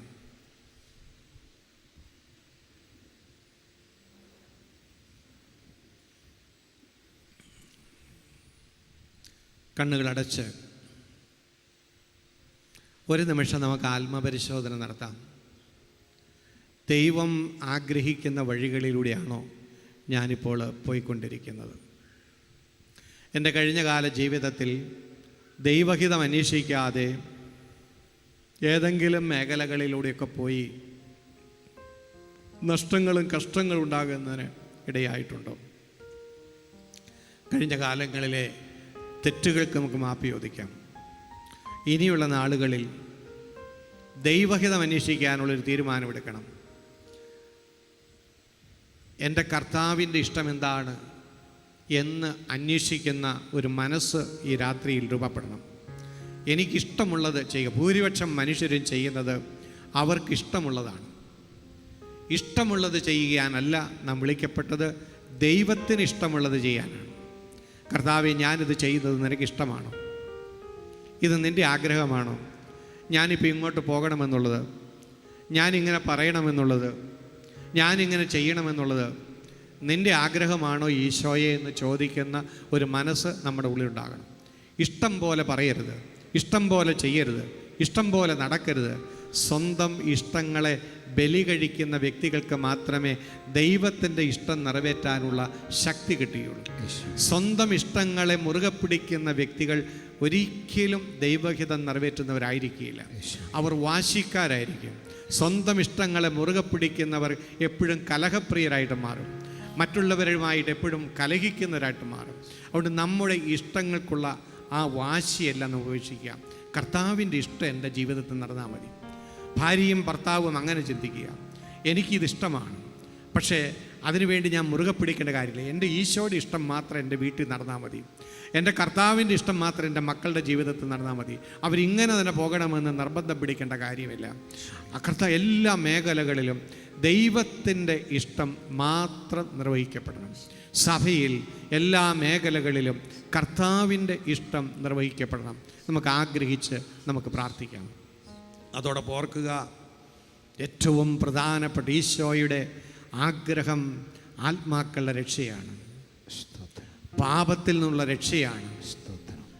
നമുക്ക് സുവിശേഷം പറയാൻ താല്പര്യം കുറഞ്ഞു പോകുന്നതിൻ്റെ കാരണം സുവിശേഷം ഒരു വിശേഷമായി നമുക്ക് അനുഭവപ്പെടുന്നില്ല എന്നുള്ളതാണ്. നമ്മുടെ ജീവിതത്തിൽ വിശേഷങ്ങൾ കേട്ടാൽ നമ്മളെല്ലാവരോടും പറയും. ഒരു വിശേഷ വാർത്ത കിട്ടിയാൽ നമുക്ക് പറയാതിരിക്കാൻ പറ്റില്ല, കാരണം അതൊരു വിശേഷമാണ്. അപ്പോൾ സുവിശേഷം എനിക്ക് ഒരു വിശേഷമായി തീരാത്തോടത്തോളം കാലം എനിക്കത് മറ്റുള്ളവരോട് പറയാനുള്ള ആവേശം ഉണ്ടാകുകയില്ല. രണ്ടാമത്തെ കാര്യം, പാപത്തിൽ ജീവിക്കുന്ന വ്യക്തികൾക്ക് പാപമോചനത്തിനുള്ള സുവിശേഷം പ്രഘോഷിക്കാൻ താല്പര്യം ഉണ്ടാകുകയില്ല. Price the lord. അപ്പോൾ സുവിശേഷം കേട്ട വിശ്വസിച്ച സമൂഹം വീണ്ടും പാപത്തിൽ ജീവിക്കുമ്പോൾ അവർക്ക് സുവിശേഷ പ്രഘോഷണത്തിലുള്ള ആവേശം ഉണ്ടാകുകയില്ല. അതുകൊണ്ട് ഈ രാത്രിയിൽ നമ്മൾ ഓർക്കണം, സുവിശേഷത്തിൻ്റെ ആ ചൈതന്യത്തിലാണോ ഞാൻ ജീവിക്കുന്നത്? രക്ഷയുടെ അനുഭവത്തിലാണോ ഞാൻ ജീവിക്കുന്നത്? ഇപ്പോഴും ഞാൻ പാപത്തിൻ്റെ തടവറയിലാണോ? ഈശോ എൻ്റെ പാപങ്ങൾക്ക് പരിഹാരം ചെയ്തുകൊണ്ട് പിശാചിൻ്റെ അടിമത്തത്തിൽ നിന്ന്, പാപത്തിൻ്റെ അടിമത്തത്തിൽ നിന്ന് വിമോചിപ്പിച്ചെങ്കിലും ഇന്നും ഞാൻ പിശാചിൻ്റെ അടിമത്തത്തിലാണോ, പാപത്തിൻ്റെ അടിമത്തത്തിലാണോ? ഒരു രക്ഷയുടെ അനുഭവം എനിക്കില്ലേ? എൻ്റെ ഹൃദയത്തിൽ ഇപ്പോഴും ദൈവത്തിൻ്റെ ആധിപത്യമാണോ, ഭരണമാണോ, അതോ പാപത്തിൻ്റെ ഭരണമാണോ എന്ന് ചിന്തിച്ച് നോക്കുക. കണ്ണുകളടച്ച് നമ്മുടെ പാപാവസ്ഥ ഹൃദയത്തിലുള്ളപ്പോൾ പാപമോചനത്തിനായിട്ടുള്ള സുവിശേഷം പ്രഘോഷിക്കാൻ നമുക്ക് കഴിവ് ഇല്ലാതാകുന്നു, ധാർമ്മിക ശക്തി ഇല്ലാതാകുന്നു. അതുകൊണ്ട് ആദ്യ രാത്രിയിൽ നമുക്ക് പ്രാർത്ഥിക്കാം, ഒരിക്കൽ കൂടി നമുക്ക് അനുദപിക്കാം. നമ്മുടെ ഹൃദയത്തിലുള്ള പാപങ്ങളെല്ലാം നമുക്ക് ഏറ്റുപറയാം. നമ്മുടെ ഹൃദയത്തിലുള്ള അശുദ്ധിയെല്ലാം നമുക്ക് ഉപേക്ഷിക്കാം. ഹൃദയത്തിൽ കിടക്കുന്ന വാശിയും വെറുപ്പും വിദ്വേഷവും പാപ ആസക്തികളും എല്ലാം ഏറ്റുപറഞ്ഞുകൊണ്ട്, കർത്താവേ, ഈ രാത്രിയിൽ എന്നെ ഒരിക്കൽ കൂടി കഴുകണമേ, എനിക്കൊരു പുതിയ ഹൃദയം നൽകണമേ, എനിക്കൊരു പുതിയ മനസ്സ് നൽകണമേ, എനിക്കൊരു പുതിയ ജീവിതം നൽകണമേ, എല്ലാ അശുദ്ധിയും എൻ്റെ ജീവിതത്തിൽ നിന്ന് നീക്കിക്കളയണമേ. നിനക്കിഷ്ടമില്ലാത്തതെല്ലാം ഞാൻ ഉപേക്ഷിക്കുന്ന കർത്താവേ, പാപത്തോടുള്ള എല്ലാ ചായ്വുകളും ഞാൻ ഉപേക്ഷിക്കുന്നു, പാപ സാഹചര്യങ്ങൾ ഉപേക്ഷിക്കുന്നു. വീണ്ടും ഞാൻ അങ്ങേ എൻ്റെ രക്ഷകനും നാഥനുമായി ഏറ്റുപറയുന്നു. അവിടുന്ന് എൻ്റെ പാപങ്ങൾ എടുത്തു നീക്കണമേ, ഒരു പുതിയ ജീവിതം എനിക്ക് നൽകണമേ. എല്ലാവരും പ്രാർത്ഥിക്കുക. Hallelujah, hallelujah, hallelujah, hallelujah, hallelujah, hallelujah. കർത്താവേ നന്ദി, യേശുവേ നന്ദി, യേശുവേ നന്ദി, യേശുവേ സ്തോത്രം, യേശുവേ ആരാധന. കർത്താവേ, നിന്റെ കരുണ ഒഴുക്കണമേ, നിന്റെ കരുണ ഒഴുക്കണമേ. അനുതാപത്തിന്റെ വരം നൽകണമേ, പാപമോചനം നൽകണമേ, പാപ സാഹചര്യങ്ങൾ നീക്കണമേ, പാപത്തോടുള്ള ആസക്തികൾ നീങ്ങിപ്പോകട്ടെ, തഴക്കദോഷങ്ങൾ നീങ്ങിപ്പോകട്ടെ, അശുദ്ധി നീങ്ങിപ്പോകട്ടെ, വിശുദ്ധീകരിക്കണമേ. കർത്താവേ സ്തോത്രം, യേശുവേ നന്ദി, യേശുവേ ആരാധന, യേശുവേ നന്ദി, യേശുവേ നന്ദി, യേശുവേ നന്ദി. ഞാൻ ചൊല്ലിത്തരുന്ന പ്രാർത്ഥന ഏറ്റുകൊള്ളുക. കർത്താവായ യേശുവേ, അവിടുന്ന് എൻ്റെ പാപങ്ങൾക്ക് പരിഹാരമായി കാൽവരി കുരിശിൽ മരിച്ചുവെന്നും പാപത്തിൽ നിന്നും പിശാചിൽ നിന്നും മരണത്തിൽ നിന്നും എന്നെ രക്ഷിച്ചുവെന്നും ഞാൻ വിശ്വസിച്ച് ഏറ്റുപറയുന്നു. അങ്ങ് മാത്രമാണ് എൻ്റെ രക്ഷകൻ, അങ്ങാണ് ലോകരക്ഷകൻ. അങ്ങയിലൂടെ മാത്രമാണ് പാപമോചനമെന്ന് ഞങ്ങൾ പ്രഖ്യാപിക്കുന്നു. ലോകരക്ഷകനായ യേശുവേ, ലോകം മുഴുവനോ അങ്ങയുടെ രക്ഷ അറിയുവാൻ ഇടവരുത്തണമേ, സഭയെ ഉണർത്തണമേ. പുതിയൊരു സുവിശേഷ മുന്നേറ്റം സഭയിലുണ്ടാകട്ടെ. സുവിശേഷ പ്രഘോഷണത്തിനായി അനേകരെ എഴുന്നേൽപ്പിക്കണമേ, അഭിഷേകം ചെയ്യണമേ, ശക്തിപ്പെടുത്തണമേ. പാപത്തിന്റെ ആധിപത്യങ്ങൾ നീങ്ങിപ്പോകട്ടെ. ഒരിക്കൽ കൂടി സുവിശേഷത്തിന്റെ വെളിച്ചത്തിലേക്ക് ലോകം കടന്നു വരട്ടെ. Hallelujah, hallelujah, hallelujah, hallelujah.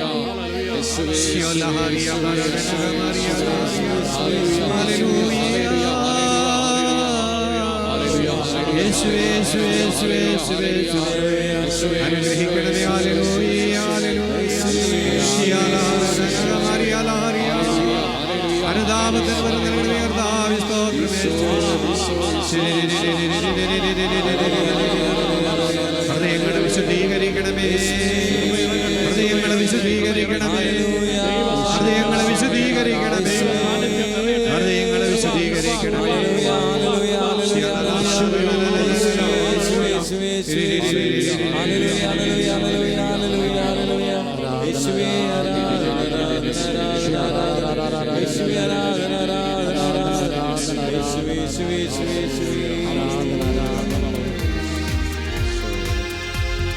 യേശുവിൻ തിരുസഭയിൽ വിശ്വാസജ്വാല തെളിക്കാം, ലോകത്തിൻ കാതുകളിൽ സുവിശേഷ സത്യമോദാം.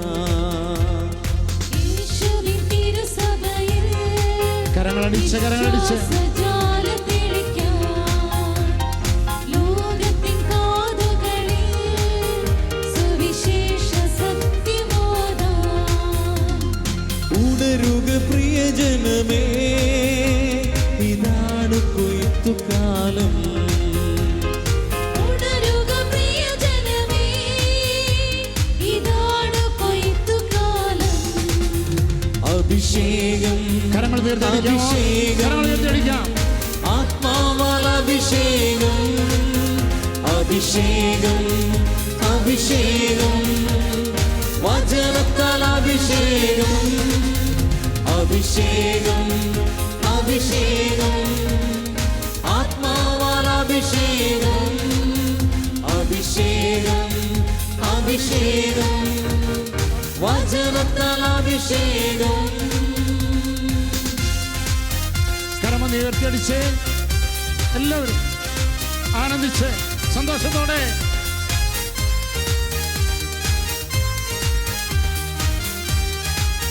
കരങ്ങൾ താഴ്ത്തി സത്യവും രണ്ട് സൈഡിലെ കരങ്ങൾ നടിച്ച് ഒന്നിച്ചു വാഴുന്ന ദൈവരാജൻ പണിയാ, സ്നേഹവും ത്യാഗവും ഒന്നിച്ചു മെയ്യുന്ന വയലുകൾ നമുക്കൊരുക്കാം.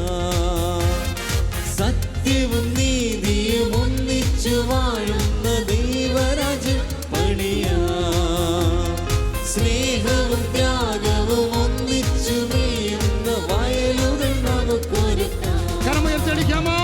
പോരാ, പോരാ. പുലരീതാ, ഉണർവോടെ ഉണർവിൻ നിമിഷമിതാ, പുതിയൊരു യുഗമിനിതാ, ഒരുക്കാൻ സമയമിതാ.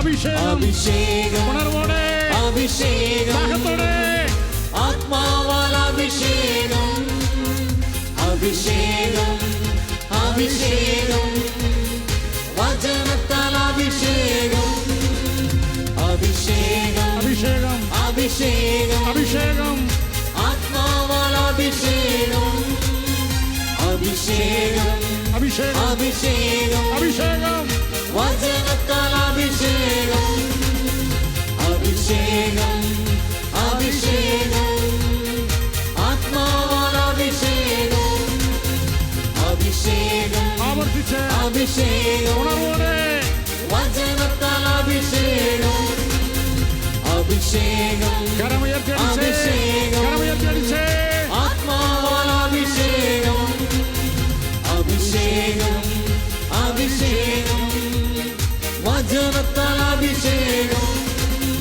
അഭിഷേകം, അഭിഷേകം, ആത്മാവാൽ അഭിഷേകം, അഭിഷേകം, അഭിഷേകം, വചനത്താൽ അഭിഷേകം. ഹല്ലേലൂയ. രണ്ട് കരങ്ങളും ഉയർത്തിക്കേ, രണ്ട് കരം ഉയർത്തിക്കേ.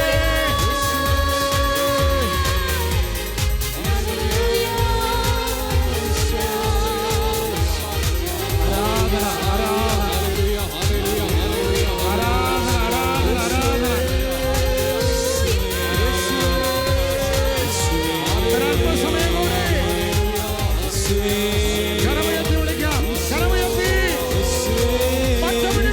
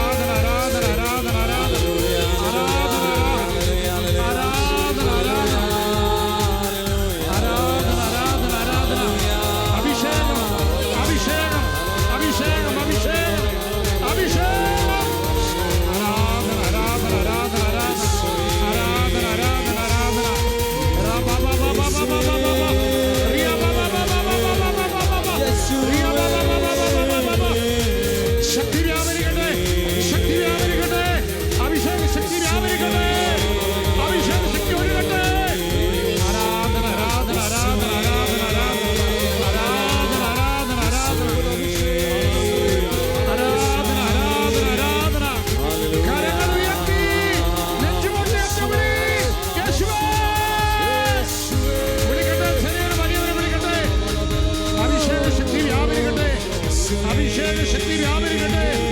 ആരാധന ആരാധന. കെട്ടുകൾ അഴിയട്ടെ അഴിയട്ടെ അഴിയട്ടെ അഴിയട്ടെ. ആരാധന ആരാധന ആരാധന ആരാധന ആരാധന. ഉണർവ് ഉണർവ് ഉണർവ്. അഭിഷേകം അഭിഷേകം അഭിഷേകം അഭിഷേകം. ആരാധന ആരാധന ആരാധന ആരാധന. അഭിഷേകം അഭിഷേകം ആത്മാവാൽ അഭിഷേകം അഭിഷേകം കരമടിച്ച് അഭിഷേകം വചനത്താൽ അഭിഷേകം അഭിഷേകം അഭിഷേകം അഭിഷേകം ആത്മാവാൽ അഭിഷേകം അഭിഷേകം അഭിഷേകം വചനത്താൽ അഭിഷേകം അഭിഷേകം അഭിഷേകം അഭിഷേകം. രണ്ട് കരങ്ങളും ഉയർത്തിക്കൊണ്ട് ഹൃദയം തുറന്ന് നാഥ ഈ രാത്രിയിൽ എന്നെ അഭിഷേകം ചെയ്യാതെ പറഞ്ഞയക്കരുതേ. അഭിഷേകത്തിന് ശക്തി വരുമ്പോൾ എല്ലാ അടിമത്തത്തിന്റെ ചങ്ങലകളും അഴിയും. അടിമത്തത്തിന്റെ മുഖങ്ങൾ തകർന്നു മാറും. ഒന്ന് വിളിക്കാം, വായി തുറന്ന് വിളിക്കാം. യേശുവേ. ആരാധന ആരാധന ആരാധന ആരാധന. ഭാഷാപരമുള്ളവരുടെ ഭാഷാപരത്തില് ഭാഷാപരത്തിൽ ആരാധിച്ച് എല്ലാ കെട്ടുകളും അഴിയട്ടെ. അന്ധകാര സൈന്യം അകലട്ടെ. ആലസ്യങ്ങൾ മാറട്ടെ. മണിപ്പുകൾ മാറട്ടെ. ക്ഷീണങ്ങൾ മാറട്ടെ. ആരാധന ആരാധന ആരാധന ആരാധന ആരാധന ആരാധന ആരാധന ആരാധന ആരാധന ആരാധന ആരാധന ആരാധന. നിനക്കായി കത്തിരിഞ്ഞിടാം ഞാൻ നിന്റെ വേലയെ തികച്ചിടാം ഞാൻ നിനക്കായി കത്തിയെരിഞ്ഞിടാം. ഞാൻ നിന്റെ വേലയെ തികച്ചിടാം. നിനക്കായിട്ടല്ലോ ഈ ജീവിതം എൻ്റെ യേശുവേ നിനക്കായിട്ടല്ലോ ഈ ജീവിതം എൻ്റെ യേശുവേ. അഗ്നിയായി കരമടിച്ച്, കരമടിച്ച്, ഇറങ്ങണമേ. കരമടിച്ച്. ശക്തിയായി ശക്തിയായി വെളിപ്പെടണേ. അഗ്നിയായി അഗ്നിയായി ഇറങ്ങണമേ. ശക്തിയായി ശക്തിയായി വെളിപ്പെടണേ. ഒഴുകണേ ഒഴുകണേ ആത്മശക്തിയായി ഒഴുകണമേ. ഒഴുകണേ ഒഴുകണേ ആത്മശക്തിയായി ഒഴുകണമേ. കത്തി ജ്വലിച്ചിടുമൊരു തീജ്വാല പോൽ അഭിഷേകത്താൽ എന്നെ നിറയ്ക്കണമേ. ആമേൻ. കത്തിജ്വലിച്ചിടും ഒരു തീജ്വാല പോൽ ആമേൻ. അഭിഷേകത്താൽ എന്നെ നിറയ്ക്കണമേ. കത്തി ജ്വലിച്ചിടുമൊരു തീജ്വാല പോൽ അഭിഷേകത്താൽ എന്നെ നിറയ്ക്കണമേ. കത്തിജ്വലിച്ചിടും ഒരു തീജ്വാല പോൽ അഭിഷേകത്താൽ എന്നെ നിറയ്ക്കണമേ.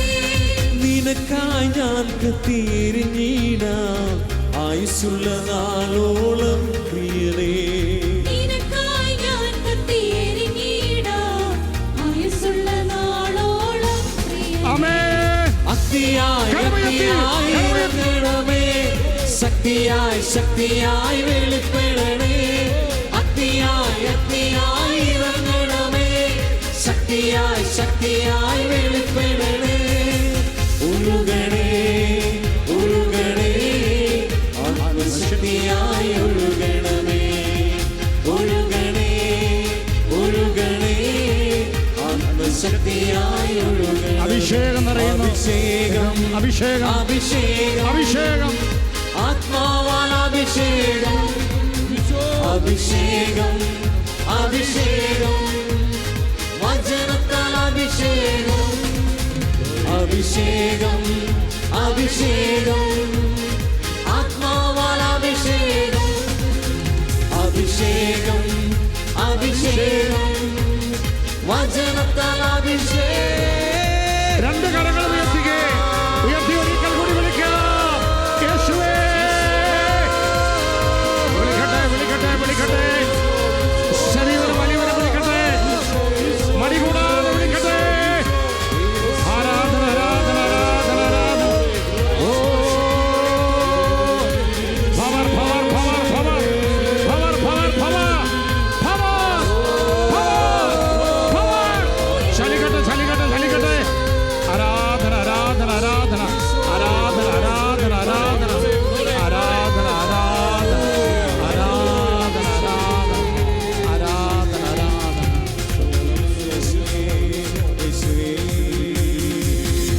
ഒരു ഹാലലുയ പറയാം. ഹാലലുയ.